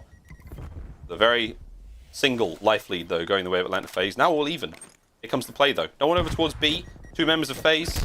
Sorry, two members of Thieves now making their way forward. And oh my god, aBeZy's just done the perfect little ring around the rosy. Opening now to be had. And aBeZy, god, he's so hard to kill. He's so difficult to deal with. His timing is so impeccable. Slasher seems to have the magic button to take care of him, and over to the point we go. Still chance, it is a closely contested game. 15 lives, 14 now to the LA Thieves to the 15 of FaZe. There's still plenty to play for. And FaZe is still just applying pressure over towards A. They're about to get that first tick through, and this is going to be a problem because FaZe, I mean, they're fighting this over on the actual 8-point, effectively 3v4 for the moment, but if you don't get these kills, this might be just the dagger of the round. Luckily for them, they have Slasher. He's able to pick up 2, and aBeZy forced to back down. And now maybe the tides get turned from FaZe. You don't want to fall outside the B hill before you get it captured. Got to make sure you get the time on the clock, and that is going to be the case. A minute and a half to work with. And it is a 1 life difference in the game. Thieves, they got a long way to go to get this defensive round win. Yeah, far from over. Arcitys is taking the scenic route towards the A zone. Kills going the way across this long journey. Kenny can't get out of spawn. He's got Arcitys, who's quite literally a brick wall right now. 3 kills in a row. Here comes number 4. Oh my god, I thought Drazah was going to spoil it, but no. Over to the point we go. First segment's long gone. 2 players now going for the capture. Actually, Cellium not technically involved, but aBeZy and co now making their way through mid-map. Here comes the grab. Let's take care of Cell first. Flies on through. Kenny's going to get the party started with the first kill. Arcitys from over the top. And again, back and forth we go, but it's going to be FaZe. There's the slide. The timing was perfect, but the kill's not so much there. FaZe take round 1 on offense. In an underrated part of Arcitys' game, his movement actually is clean. He was the guy playing the finesse game on the boxes. Also the guy that went on, I believe, a 5 spree towards the end. But that is just fantastic decision-making from Arcitys of when to spawn kill and when to wrap back towards the point. A perfectly executed offensive win coming out of the side of FaZe. Nice little bounce back they had from the search and destroy. And Arcitys, the man making it happen. He's on a 5 spree. He's thinking about some score streaks, and more importantly, as long as FaZe secure this round on defense, they will put themselves in a very strong position for the game. Actually, not even thinking about the score streaks. He's got the capture points. He's already got the artillery. There you go. There you go. Got a guy that can do it all. Arcitys. Oh. On defense now, we'll see what the Thieves have. Try and break through that big old Atlanta FaZe defensive lineup. Slash is going to get the first kill. Simp just has to watch Drazah do his best kind of like whack-a-mole thing. It's like, hello. Simp straight into the pie. Oh my god, and he is the life of the party. That's a nice 2-piece. There's 2 oh my god! A third to be had. It's 5 in a row. He's about to get streaks as well. And this is a catastrophic opening from the LA Thieves. And you just give him too much time to think. I think he feels out the situation over towards green, and he turns into what's likely going to turn out to be the best play. He does eventually get hunted down as Thieves trying to fight their way out of their spawn. And, well, you get past Simp, and, well, Arcity's the next man you got to deal with. He can pick up 2, and it is just trades on trades right now for FaZe, picking them apart as they try to get out of their spawn. And maybe John an opportunity just to try to do something over towards the point. But this is Kenny getting spawn killed for what seems like the 5th or 6th time, only in 2 rounds. FaZe, they have just ran the show so far on Garrison. It's not a huge amount of kills, but Cell's now got his streak, so you have a ton of ordnance to work with now if you are Atlanta FaZe. Cell, hello, that's a cruise missile as well. Less than 10 seconds remaining now for the LA Thieves to get themselves onto the point and try to stop the clock, and that will be an impossible feat now to achieve. As we will see Atlanta FaZe take the round now on defense. It is 2-0. 1 more is all they need to get us to another hard point. And, well, Chance, after the excitement and the elation and how close the search was, this ain't it. So far. I mean, again, when you're talking about the Atlanta FaZe domination, controls the biggest gap. Yeah, it really is. Between them and, frankly, everyone else. There we go. Potentially the final round, unless the LA Thieves can spring to life, and definitely a possibility here. They've got themselves on defense. Let's see what they do. And just to hammer the point home, Simp, again, best control player in the game, 16-7 on a 4 spree, even the best play he had. He just gets to kick back and analyze these situations and wait for his moment to attack. This time he may get blooded, so maybe not thinking about some score streaks, but speaking of, Arcitys is still going to be sitting on that artillery and okay, yeah, FaZe is going to 3-0. They're just going to have all the streaks in the world. They get a couple kills and they're just going to run the show on this map. I didn't realize Cellium had him too. Oh, yeah, they've got enough. I mean, Simp almost had an artillery as well, but he was cut down by like 3 members of the Thieves, yeah. This is not a good look. Garrison is definitely the Atlanta FaZe playgrounds now. Nice spot to be in. Here comes one. It's going to be 3 now in a row. The second round the corner. Arcitys, howdy doody. Shot punch not going to be there as Arcitys hits him with the old fadeaway. Cell from up top, cut down as well. But again, even if you do manage to get yourselves, onto these positions, if FaZe get onto A, I mean, it is going to be streak central, man. They're going to hit you with everything they've got. They're going to hit you with all the goodies, they really don't even need to get out to the point, right? Yeah, they don't. I mean, aBeZy, he can just hang out here. Just wait for it. You get top green control. Once you capture this point, start calling the streaks in, and you flood into green. aBeZy would have been there to meet you. It looks like he does get back down, so this is some nice kills for Thieves. If there is any hope of getting back into this game, you got to make sure you never give up green control, never let them out of their spawn, really. And so far, so good. Holding strong, and John can't finish the gunfight. aBeZy able to find 2. And you go back to sort of the 50-50 setup on the map as Thieves completely stacked up on the point. Never give up, never surrender. The Atlanta FaZe. Oh, sorry for the LA Thieves. And here we go, streak time. I was waiting for it. There don't be many players out and about. We should still have spawn protection, but there we go. At least one. Kenny will drop. And the curve, I mean, it's going somewhere. It's going somewhere else, right? Surely. The other side of the map. Here come the spawners. aBeZy's going to try to meet them. They read it quickly. There's still a lot of members now on the point. 3 of them to be seen. The streaks are there. And it is raining hell on the LA Thieves right now. And that should be a quick capture. Unless, wait. Yep, there it is. The artillery gets it done. They go out with a bang. A very fast 3-0. Has to be expected. I mean, I didn't want it. None of you wanted it really at home, but it was always going to happen. Control is their game mode. Atlanta FaZe take the lead in this series. I mean, they're just truly godlike in the game 3. It might be to the point where teams had the option just to forfeit the map and not lose momentum before the 4th one. Like, it is just suffocating how good they can be.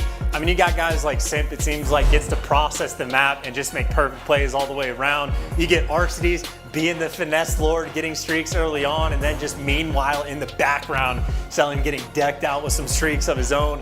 Perfect response, 7-game control winning streak, 15-1 in the past 16. I mean, it is just genuinely absurd how clean Atlanta FaZe is across the board, but especially so in control. I think we should have a chat chance with some of the the league admins. We'll talk to the bosses and see what we can do. Maybe everyone just like when you play Atlanta FaZe, we kind of save time and you just give them a 1-0 lead in the series because that's what the control may have been. But hey, where's the spirit in that? Where's the competitive spirit, friends? A crazy idea. Don't do it. Atlanta FaZe though, very much the status quo has been sort of re-achieved. And now with that, friends, we're just going to sort of pretend that never happened, wipe our memory of that, and I definitely think the LA Thieves fans, players, and management will try to forget that one as we kind of go, screw it, let's play another hard point and see how we do. We'll see how the series continues, friends, after this very quick commercial break. Don't go too far, or Call of Duty League action coming right up.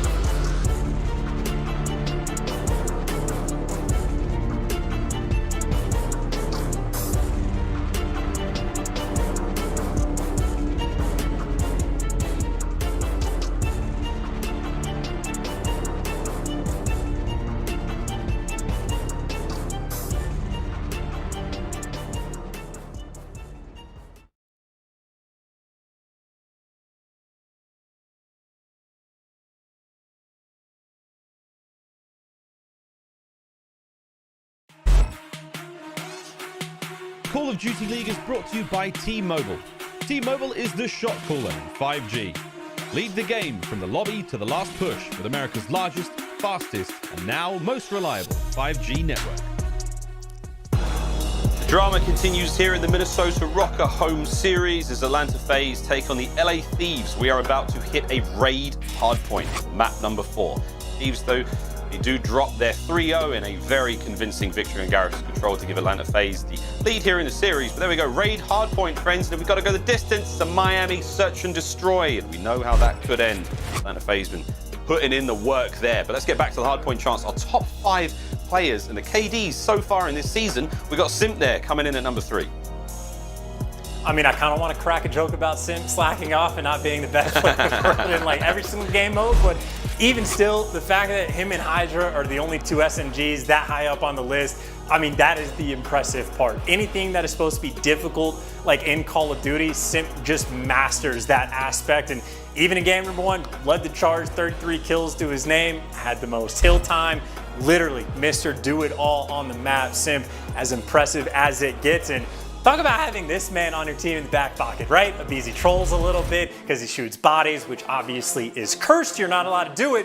What do you have in the back pocket? It's Simp, just to dominate the game 3 across the board to make sure FaZe is able to retain that edge in this series. But 2-1 advantage is what they have, and going into a raid hardpoint FaZe clean on this map. 8-2 record over the course of the entire year, so they are certainly looking to close things out. At the same time, on the flip side for FaZe though, hey, you force a game number 5, you do get Miami. So for Thieves, the opportunity to win the series, still feasible, but you gotta get through them on raid. And I tell you, you talk about the switch being flipped on the garrison control FaZe, they've done it on raid hardpoint as well. They have a couple dominant performances, and well, it's just because Arcitys loves it so much. We love raid hardpoint too, Arcitys. And we love you, Call of Duty fans. You know what we don't love? No, actually, right now it's feeling great. We don't love nades like that off spawn. Slowed me down. Didn't even hurt though. Arcitys made tough stuff. Quick contest as we get into our first hardpoint here by the ring, and it's going to be Arcitys once again finding kills. Lines himself up, target prioritization, gunning players down, you name it. Oof, my goodness, he almost had Kenny as well. Kenny finds 2 though, Chance, and with that, an open hardpoint. LA Thieves able to move forward now. Under the guidance of Slasher, we're going to get ourselves some time. That's a nice start from Kenny as well. Finds the first 3 kills, and he finds the 3rd one while sliding YYing in half health. And well, if you try to pre-aim as Kenny, it doesn't go nearly as well. He should YY just a little bit more, but either way, very strong start for the Thieves. You get the spawns. You are holding ring control for the moment. And even aBeZy, he might have an opportunity to try to make a play through kitchen, but he got tagged up, so he's going to be playing a corner as John tries to hunt him down, and successfully at that. This is a very strong rotation for LA. Yeah, good start, good rotation. Nade, shot that was. John's still hurt up in money. Plays not over yet though. Simp, wide peaks, gets him taken care of. Cellium now making his way in through the front. Be slashed from the backside. Kenny on the window. Oh my word, they absolutely turn Kenny into dust, and Slasher gets dusted as well. The snap of the fingers. FaZe have made it onto the point. Can John do much damage from that back tree position? He's being pressured, he's been cleaned up. Just like that, FaZe. Oh my god, back in position. I mean, that is purely absurd as well, right? You had such a strong rotation from the Thieves, and you just get caked apart trying to get to this hill. Arcitys and Cellium, I mean, just skipping their way through, finding all these kills. And, well, that is an opportunity Thieves, I'm sure, at some point will want to get back, because they could have had themselves a massive lead. Instead, it is the same story of the first hardpoint back and forth game. Thieves already pretty much going to tie it up going into new. Not a bad look either way for both teams, as again, we are going to be seeing them trade out these hard points back and forth, and we'll see how they go. Though, I do see Thieves in control of the hard point for now. Atlanta on the approach. Let's see if Atlanta FaZe can do something special and get the break here, and we'll listen to it. For an Astro Gaming Listen In with Atlanta Thieves. Atlanta FaZe, whoops. There we go. One dig. Hold on, I can dig. Dig's not peeking me. Dead dig. No. It's too late. I got it. I'm getting dig, guys. Dig John. AC, Dig John. AC, John, AC. Rotate there, just rotate, bro. I'm going in. Okay. I'm sure talking. What the fuck? I got you over here. Spawn in the kitchen. I'm sure taking it back right. Call over here, right? I'm middle. I'm holding money. I have money. I have money. I'll team mid. They're taking their time. Alright, she can push in kitchen. I'm flashing mid. I'm flashing. Might hit the back. Yeah, I think we're hitting back. I didn't flash something mid. I think we're hitting back. One of you guys to hold front. I have Chris. Talk on my friend. Yeah, I have it. Did he cross right? No, I don't think so. Alright. Is she on the island? Alright, Chris, I'm with you. Yeah, I'm with you. I'll see you on the island. Yeah, I'm just holding my front. Auntie close, Chris. Two mid on me, need help. Yep. One minute. Y'all on the back. Nice. Oh, fuck, bro. You guys should just follow. Okay. God damn it. Stay kitchen. Stay down. Drazah slash him back. That's If you're playing together, two time. One push cut our money, alright? Kitchen, alright? 30 seconds. I'm in Keep talking, boys. I'm in with you. Yo, he's on the back. All good. Slow down. Are we going this time? Then no, jungle 2 times. Let's push that Tiki. Can you back that? Tiki dead. One I'm trying to I'm gonna start it. I'm trying to get in you. I'm trying to get in you. We spawned him, right? It's 2 6. Let's go kitchen. Kitchen kills. When you start rotating a little bit better too. Yeah, I'm trying to get both stairs. Yeah, kitchen. They're new. I'll be kitchen. I'm slowly kitchen. I can slide to the left. I can slide to the left if you want. I'll bring Austin dead. I'm sliding. He's close. What's the trophy? On the rock, John dead. Right side hill. Last one zig. And fucking break.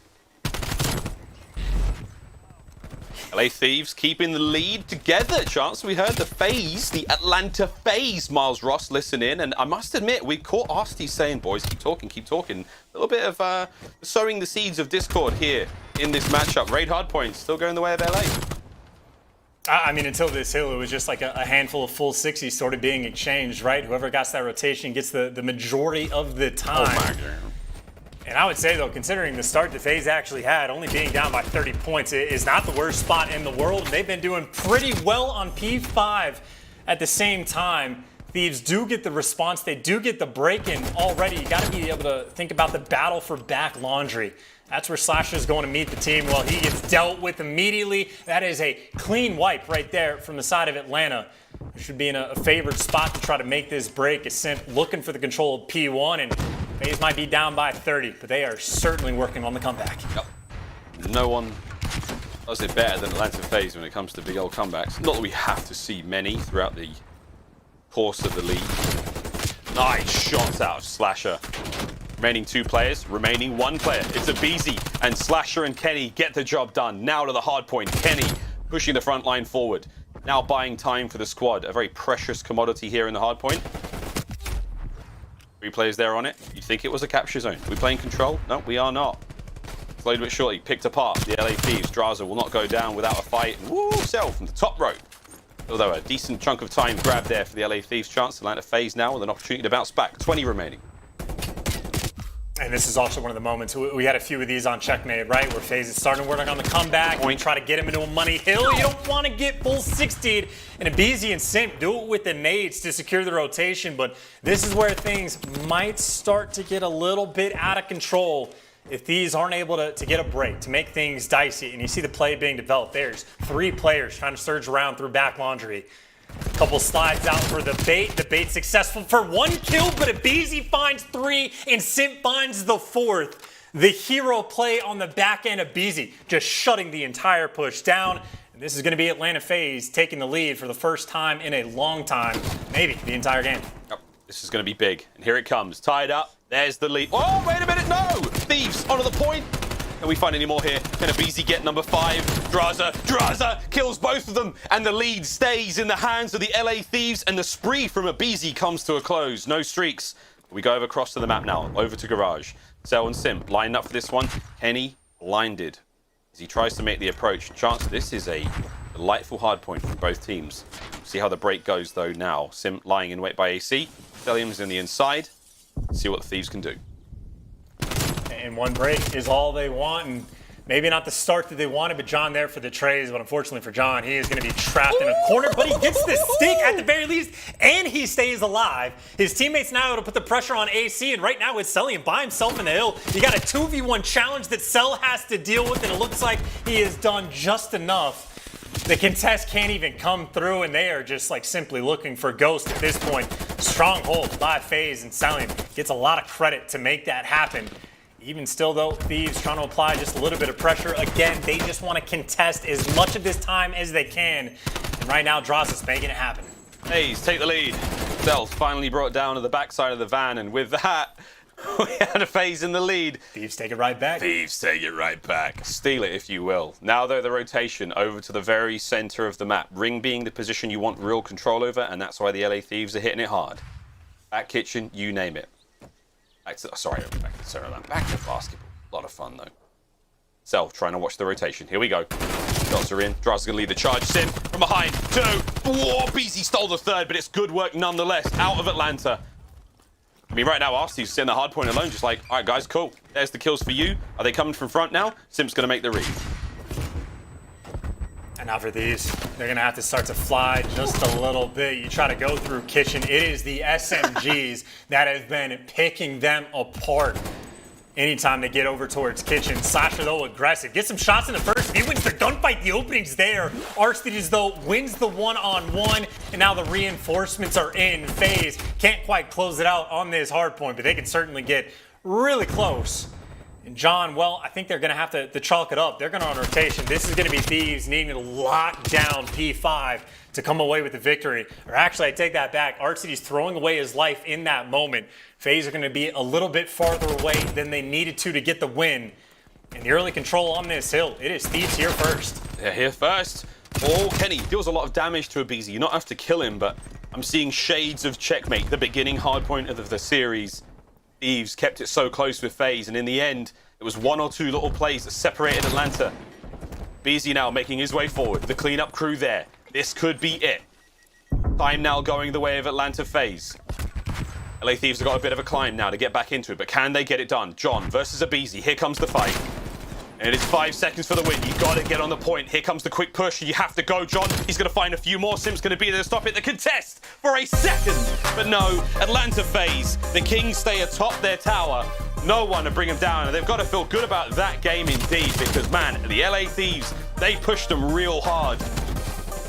We have got ourselves a bit of a shake-up in the league, Chance. If the LA Thieves have made a change and practice like that, and all of a sudden you're going toe-to-toe with Atlanta FaZe, oh baby, things are looking very, very different in the road to Major 5.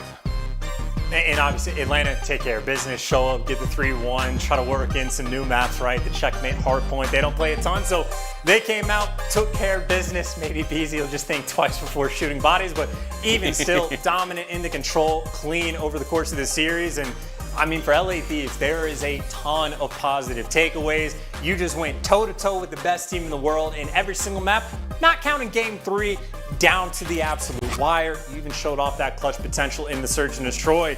I would say the biggest thing is, again, just the ring rust that John is going to have. It is his first time back on the big stage in a long time. There's going to be some growing pains, and I think him as an individual certainly felt some of those throughout this series. But once he starts getting in the mix, man, this team, I mean, already is a threat. Who knows what their limit is going to be, because you had Kenny making plays all over the map, Drazah making plays, and even Slasher, the unkillable in the round 11. So I'd say a lot of positive takeaways from Thieves. And of course, for FaZe, well, I mean, still just #1 team of the game. Another day in the office for those guys. Indeed, and also testament to the composure. When they were down real bad in the scoreline, we heard Arcitys say, boys, keep talking, keep the comms flowing, don't lose control here, and they did not. And what a massive comeback and a wonderful turnaround for them it was. And FaZe, still the best team in the league right now. A couple of shakes here or there, little shaky knees, but they took those blows from the Thieves handedly. Well, Chance, that was a fun day of games. Before we move on, let's have a look at our scuff play of the game. It is going to be Simp and aBeZy really sparking that comeback, really driving the map back in hands of Atlanta FaZe, and oh my God, just working together so well. And it was actually this play that was, I think, 3 times throughout that hard point that Thieves in different situations are forced to like work their way through back laundry, do the slide over to jungle and try to bait things out. The first time, I think it ends up working out for them. The next 2 times, well, aBeZy picks up a 3-piece and then Simp is there for the near 3-piece towards the end. So FaZe just making those adjustments throughout the course of the map. Even some big gunfight wins here, right? If Arcitys loses this 1v1, who knows? But even the back line for FaZe always on point. They get the clutch kills, and I think you see it in their comms, right? Little bit of excitement, just make more of making sure they just, you know, take care of the day's business. 33-4, I believe the record is now throughout the course of the league. It is pure insanity what they have put together throughout this year. really record-breaking stuff. They are writing history one series at a time. Here is the road to the major for Atlanta FaZe, and so far, baby, it ain't that clean though. They do drop a map to the LA Thieves, and that was one hell of a series indeed. But they still have OpTic coming up, and of course the New York Subliners towards the very end of the road. That is going to be one. I mean, both of those matches are brilliant. I mean, we really scheduled this well. Good job, team. I'm not sure if that was on purpose or not, but this should be brilliant. We'll see the next two matchups there for Atlanta FaZe, both bound to be bangers, I would say, but mate, you can't be too disappointed. For the LA Thieves though, Chance, mate, let's go and jump on board with their stage now. This is a decent road. Obviously, they lose to FaZe. They take the Subliners. Paris up next. OpTic after that. If that's anything to go off of, a 3-1 to FaZe, and in that close a fashion, I would not be surprised if they win both those series. And you gotta say, like that Thieves versus OpTic towards the end, that might turn out to be one of those series that's like battle for momentum right before the major kicks in of who can get that final win against the top team. So that's gonna be fun to watch on the 24th. And of course, FaZe always gonna be fun to watch, especially if you like watching a team where you just get those guaranteed wins at a certain point. But there you go, Miles. Tickets on sale for the next major. We've talked about the major. We're currently on the road to it right now. If you want to be at the major, it's happening in Texas, the Esports Stadium, Arlington. Head to the bit.ly link, Major V tickets. Major V tickets, July 31st to August 1st. Get down, enjoy the show. It's going to be some incredible Call of Duty. The final stage of the 2021 season. I can't believe it's almost over. We got champs coming up soon. It's grown up so fast, Chance. Also, speaking of growing up, here's playoffs, mate. Let's have a look at that. Again, it's not a massive change after today's matches. We have said goodbye to London and Seattle. Again, commiserations. But Atlanta FaZe, 33-4 overall. They have secured winners bracket. LA Thieves have secured top 8, mate. But again, the eyes on the prize for those teams on the right-hand side. Florida Mutineers, Guerrillas, and Legion still battling for that last spot. It's not going to be easy. Mutineers put themselves in a great spot today. We'll see how that pans out. The playoffs, again, coming at us later in August. Can't wait. Man, what a day. What a great day of Call of Duty. Honestly, what a wonderful start to finish. Every series today, a banger. Mutineers, upsetting Dallas, amazing. FaZe going toe-to-toe with Thieves, and it being so good. Mate, what was your favourite part of today, Chance? Well, I think just the idea of like the setup we have for the major, right? That was the teams in the 7th and 8th seed in the Thieves and the Florida Mutineers going against the team that just plays 1st and 2nd, and they went toe-to-toe, right? The team with the 8th seed, Florida, gets the win against the team that was just the runner-up at the last major. And obviously Thieves, a little bit more work to do, but considering the spot that they are in, that is a hell of a series they were able to just play against Atlanta. So I'd say if nothing else, we have finally gotten to the point of the year, and we've been waiting for this the entire time, where there's like 8 teams potentially. If anyone can get past FaZe, that'll be fighting for a win. That's crazy to think. What an exciting major this will be. Major 5 coming up soon, friends. Again, still plenty to play for here in the stage. But we now have time for our interview with our Game Fuel Victory Spotlight. Lottie is going to be talking to aBeZy, and we're going to find out how what it feels like to shoot bodies and get peace and lose around 11, but then ultimately win the series. This is going to be a fun one, friends. You don't want to miss it. Our Game Fuel Victory Spotlight coming up after this break.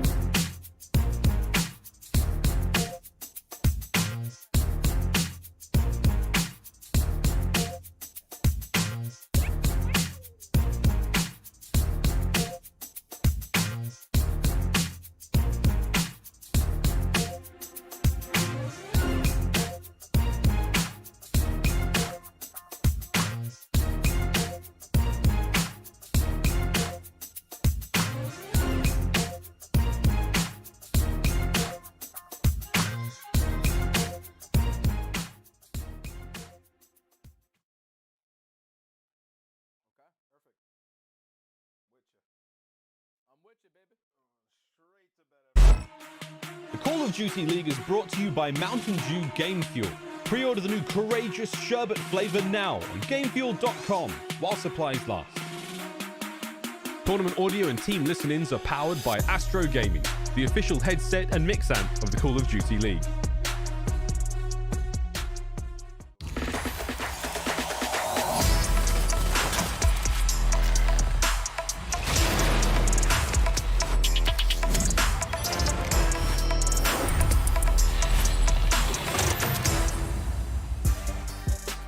Hello Call of Duty friends and welcome to your Game for Victory Spotlight. Joining me this time I have aBeZy from Atlanta FaZe. First of all, congrats on the dub, man. A great win actually, 3-1 against LA Thieves. And this one's a little bit different for you guys because not only did you take care of business, but you actually played them on their strongest maps, which was very interesting because I know you guys are trying to work things out and to see how you guys can improve overall. But what did you learn as a team from doing that today?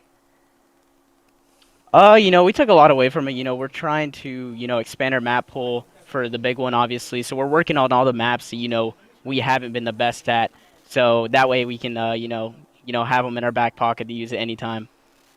Yeah, absolutely. I mean, your game seems to be reaching new levels every single time we see you. It's pretty crazy, to be honest. So bring us into what you guys are really seeing about yourselves every time you go into a map. What are you learning specifically?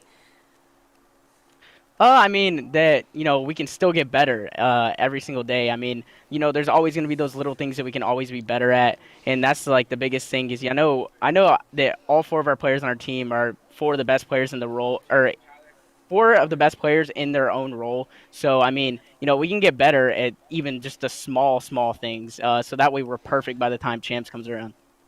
Love to hear it, man. Now, okay, ignore the search, just in terms of the win and loss, just ignore it. But you, specifically aBeZy, king of first bloods, and I've got to say, your search game has come on so much. You are one of the strongest S&D players we have in the league right now. You're like a hound. I want to know personally from you, how do you think your search game has come along? What have you been doing to really start making moves in search for your team? And what do you do for your team when you get there? I mean, my team really sets me up well on the maps, get those first bloods, and, we have some obviously very good strategies when it comes to that as well. But I mean, yeah, that S&D was a little unfortunate. Sucks that we couldn't come out with a W. And I mean, on to the next one though. It's all good. It happens. To be fair, it was their strongest map for S&D, so you can let yourselves off a little bit. You got to round 11. It's pretty crazy. But aBeZy, you guys are absolutely amazing. We're expecting big things from you guys. No pressure heading into the rest of Stage 5 and into obviously the Major and then into Champs. No pressure whatsoever. Thank you so much for joining us. And yeah, thank you so much. Appreciate it. No problem at all. Well, I'll tell you what, folks, the night is still young. We've still got a little bit left in the tank here at the Call of Duty League. We're going to be talking all things today, everything to do with tomorrow, and I'm going to be breaking it all down with my 2 very good friends, Stud and Names, are going to be joining me. We'll see you after the break.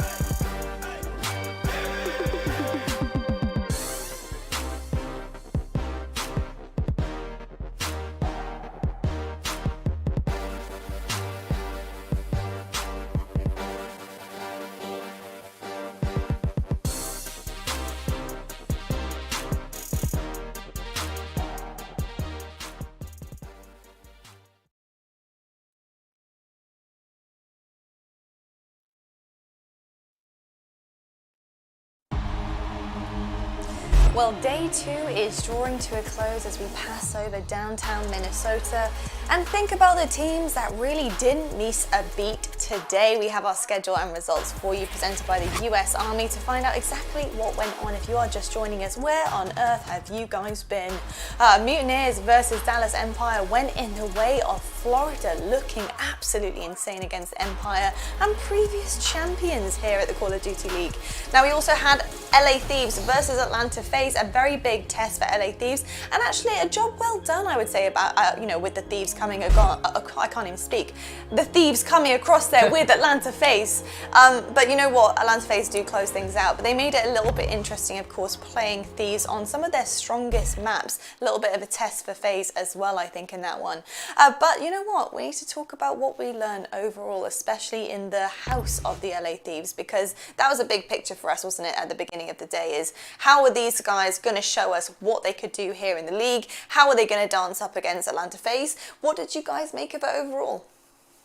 I thought it was great. They played them close, especially they take the search and destroy in a comeback that was absolutely insane. They played together. That was wonderful throughout. You know, you could clearly see their minimap awareness is on point. But even in the hard points, with John, a pivotal player on this roster, not playing well in both hard points, they still kept it extremely close. They could have won either of those maps. And, you know, that's really good for the LA Thieves going forward. This is an Atlanta FaZe roster that's been together for so long, especially their core roster. They have so many reps under their belt. It would be hard for LA Thieves to come in and make this massive upset off the get-go. But what were we looking for? We said in the pre-show for them to play them close. Even though they got outslayed, it was still right there within grasp, which is, it's good for them going forward. Yeah, it was a great series from both teams, but the Thieves, they really impressed me in that series because they, like Nameless said, they played both hard points really close. Even though John didn't have the performance that he wanted to, they still losing both hard points by a majority of like 50 points. So that's really good. You just have to go back and fix those little mistakes. But one thing that I wanted to see was just the improvements in the search and destroy, and that was beautiful, man. They were able to fight back all the way from being down in a 5-2 situation. That's something you usually don't see, especially when you're going up against a team like Atlanta FaZe, who just non-stop trying to steamroll, get these rounds over it quick. The Thieves, they were able to slow down these rounds, let the plays start to develop, and then towards the ending of the game is when they just started hitting things. That's one thing that the Thieves were not doing good early into that game, is that they forcefully were trying to rotate that bomb a lot of times, and Atlanta, they just kept on reading it. But towards the ending of the game, they just decided to be a little bit more aggressive, and eventually they were able to clutch up. But that was really impressive from them, at least in that matchup versus Atlanta FaZe. It was indeed. The S&D was absolutely stunning, especially on the half of LA Thieves there. I mean, able to adjust accordingly to Atlanta FaZe, which is really, really difficult, especially being hard red at the beginning. But Nameless, looking at the analysis of this S&D, what did Thieves do so well to be able to close out that round 11? Yeah, we'll jump into the round 11, and it was just a huge play out of Slasher. But I mean, throughout that search and destroy, Thieves, they like to play together. They like to push sites together, and FaZe was hard countering it, as Jay said. And later in the last couple of rounds of this game, Thieves started to actually commit to certain bomb sites. So right here, earlier in this game, if they were to do this play, they would have wrapped back to A, and they would have fell right into the trap of Atlanta FaZe. So honestly, throughout this map, Atlanta FaZe had a couple lucky rounds where they did blind counter LA Thieves. But LA Thieves, they fought hard, they get through it, and right here you see they go towards this B bomb site. They commit to it this time. They get control of the B room, and you're going to see John go over towards the bomb site, and he's going to start to plant a couple bullets come in from aBeZy. So he gets off of it, and then Drazah comes in to try to get that trade. They force aBeZy out of the site, and then John commits to the plant, and that is what I was looking for. We were watching this, I was like, just commit to plant it, get it down, and control the bomb room. So they get that bomb down, and it's a 3v4 situation. So right here, you need one of your players to go big and get a kill, or maybe even a two-piece. So the nade comes in, backs Drazah down, he gets taken out. Well, what does Slasher do? Gets the big kill and plays this flawless. He knows the collapse is coming in, kills the guy in the window, and then he can hear the sound cue comes in from Cellium trying to flank, gets around, gets the kill, goes down to a 1 versus 1 situation. And as Chance said, you don't shoot Kenny's body. The gunny comes in, he kills Arcitys, and they take the round. So there it is. That was just a big round out of them, but just a fantastic adjustment, right? They were wrapping it back and forth, trying to play that meta game that Toronto does. It wasn't working. They start to commit, and it works. High level adjustment, big game out of them. High level, that is the key buzzwords there, right from Nameless, of course, who is watching a bunch of these analysis tapes literally weekly, every single day pretty much. So for him to say that, it's quite something. I know Thieves. Well, actually, let's rewind for a second because, you know, both matches really were pretty exceptional. But Mutineers versus Dallas Empire, my goodness, that was one hell of a game. And Mutineers, you know, we really thought in that hard point that a Game 5 was guaranteed. Honestly, I think if you watch it back at one point, you're like, well, it's going to Game 5, fantastic stuff. Nope, Mutineers had a different kind of viewpoint there and they brought it back and won the series. Now, I gotta ask you, Stud, in terms of that, how did they execute the last minute of that hardpoint game so well to the point where they took the series?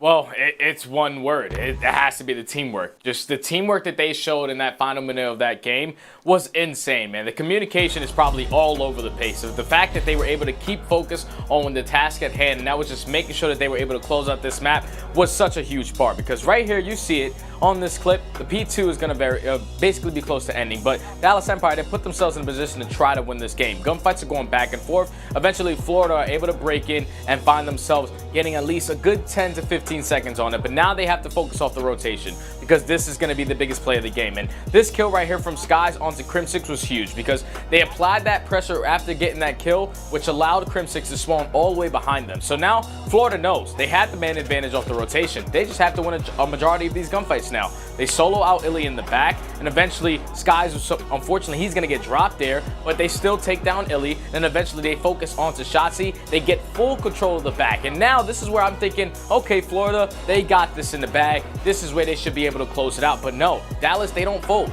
They come back. They were able to get one kill, and then eventually Shotzzy finds that player that spawns out. They find another kill, so then eventually they take the spawns, but they forget that one player in Havoc, and this is where I'm talking about the communication, because let me tell you, it's in the heat of the moment, man. Just being a former pro player, the comms are all over the place. The game's so close, your heart's beating out of your chest. But the fact that Havoc made this play right here was such a huge one because it allowed his teammates to eventually get back into it, set up the pinch, and then eventually close out that game. Only needed 2 points. That's where that teamwork just came into play right there for Florida, and I'm excited to see what they're able to do going forward. He was doing a 360 flop over there. Oh my goodness, that if he had hit something, that would have been at least a clip going into a montage, but unfortunately Havoc was there to clean things up. Stunning stuff from Mutineers, and the adjustments there. The communication would have had to be perfect. The 1v1 battles that they won.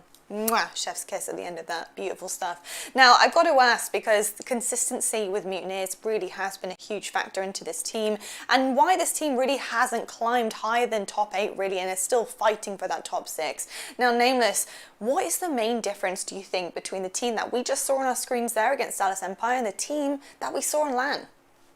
Yeah, I mean, I'll tell you straight up. So right there, what we saw, fantastic. Like Jay said, amazing teamwork. The communication was there in the chaotic moments to be able to make a big play like that. Havoc stays alive, does it. So that tells me they're capable of winning versus top teams, right? They can beat them. They can also have a crazy run. But when it comes tournament time and there is pressure in those moments, that is when they fold. So when they are on LAN or when they are in a tournament format, that communication there, it goes out the window for some reason, and they're not able to win in the final moments of those games. I mean, think about it in that series alone. On that first map, they were getting outslayed besides Neptune. He was going off. It was an extremely close game, but he makes some huge plays, and in the final moments, they're able to clutch up. You think about Game 4. They're able to clutch up in the final moments. They were at a disadvantage. They had to break the spawns, and they get in. You have to have precise communication right there, and that's what sets the top teams apart from the rest of them. So clearly, Florida is able to do it, but can they do it in tournament time? We haven't seen it, and that's been the story of them all season long. They get these big upsets where, like, Florida can be a great team. Tournament time comes, and it folds. So I'm looking forward at Major 5. Yeah. Are they going to crack under pressure again? I mean, that is the big question. And at this point in the season, that really can't happen. And if you're playing that way against Dallas Empire, who, let's be honest, a couple weeks ago were at a best-of-9 final toe-to-toe with Atlanta FaZe, potentially taking the last game, you've got to really kind of put that across, especially in tournament time. It's super important. I'm excited about this Mutineers roster. I think they've got some good things on the horizon.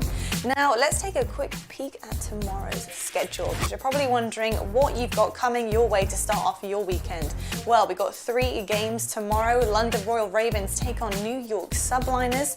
Right bang in the middle, LAG are facing Florida Mutineers, and Mutineers, you already know, are feeling pretty damn good going into this one. And our Game Fuel marquee match to close off your Saturday, Surge versus Ultra. Some good games on the board here, but a couple of teams here who really don't have any kind of fighting chance heading into into this next major and champ, so it's a little bit chalked for them. But look, they're still going to turn up, they're still going to do their best, and that's what counts, isn't it? And talking about the big picture, what are we playing this all for? Well, it's for champs, of course, so witness the most epic moment in Call of Duty esports at the CDL Championship weekend live in Los Angeles, August 19th through to the 22nd exactly. Mark that calendar, guys, mark the calendar. We're all going to be there. It's going to be an incredible affair. So come and see your favorite pros compete on stage for the coveted title of 2021 CDL Champions. And obviously tickets are available now, so head over to callofdutyleague.com/championship weekend to go and grab yours and make sure that you are also going to be there. It's going to be wicked, but gents, it's been an amazing day. Thank you so much. You guys make my day every day that I'm on this desk, so I appreciate you guys very much. Thank you, Lottie. Great day, great you games, control the show. Great people, I appreciate you, and great winners all around. So enjoy a little look back right now at the teams that got the dub today as we head into day 3 of the Minnesota home series. Move for Dallas, set up for the win. The breaks have now got to be good. Again, the score line will be extremely close. Coming into this next one, oh, interesting. One player of Dallas spawns out. It's going to be Crim making his way through mid-map. Florida have got to be big here. Go fast. Decisive kills indeed. There is 29 seconds remaining on the in-game clock as well. So if we don't get a score line, that's another factor to consider. Into the hard point, go Florida. You've got yourself a Crimsix now slowly making his way forward. Here we go, chance. Dallas have got to get going. 10 seconds for the win. Skies is playing a weird off angle at the back as well. This could be massive. 5 seconds for the win now as Florida, they are thinking about it indeed. Can they get the contest? There it is. The shots are in. iLLeY, he will find a couple of kills now, and if he can do it at the back, this is huge. But once again, Dallas have got to clean out the back. There are players coming in from all angles now, and it's 5 seconds for the win now for Dallas. Shotzzy gets dropped on point. It's an open hard point. Havoc's going to dive on it. And oh my goodness! The Mutineers have just stolen it from Dallas Empire. I'm seeing shades of checkmate, the beginning hard point of the series. Thieves kept it so close with FaZe, and in the end, it was 1 or 2 little plays that separated Atlanta. aBeZy now making his way forward. The cleanup crew there. This could be it. Time now going the way of Atlanta FaZe. LA Thieves have got a bit of a climb now to get back into it, but can they get it done? John versus aBeZy. Here comes the fight. And it is 5 seconds for the win. You got to get on the point. Here comes the quick push. You have to go, John. He's going to find a few more. Simp's going to be there to stop it. The contest for a second. But no, Atlanta FaZe. The Kings stay atop their tower.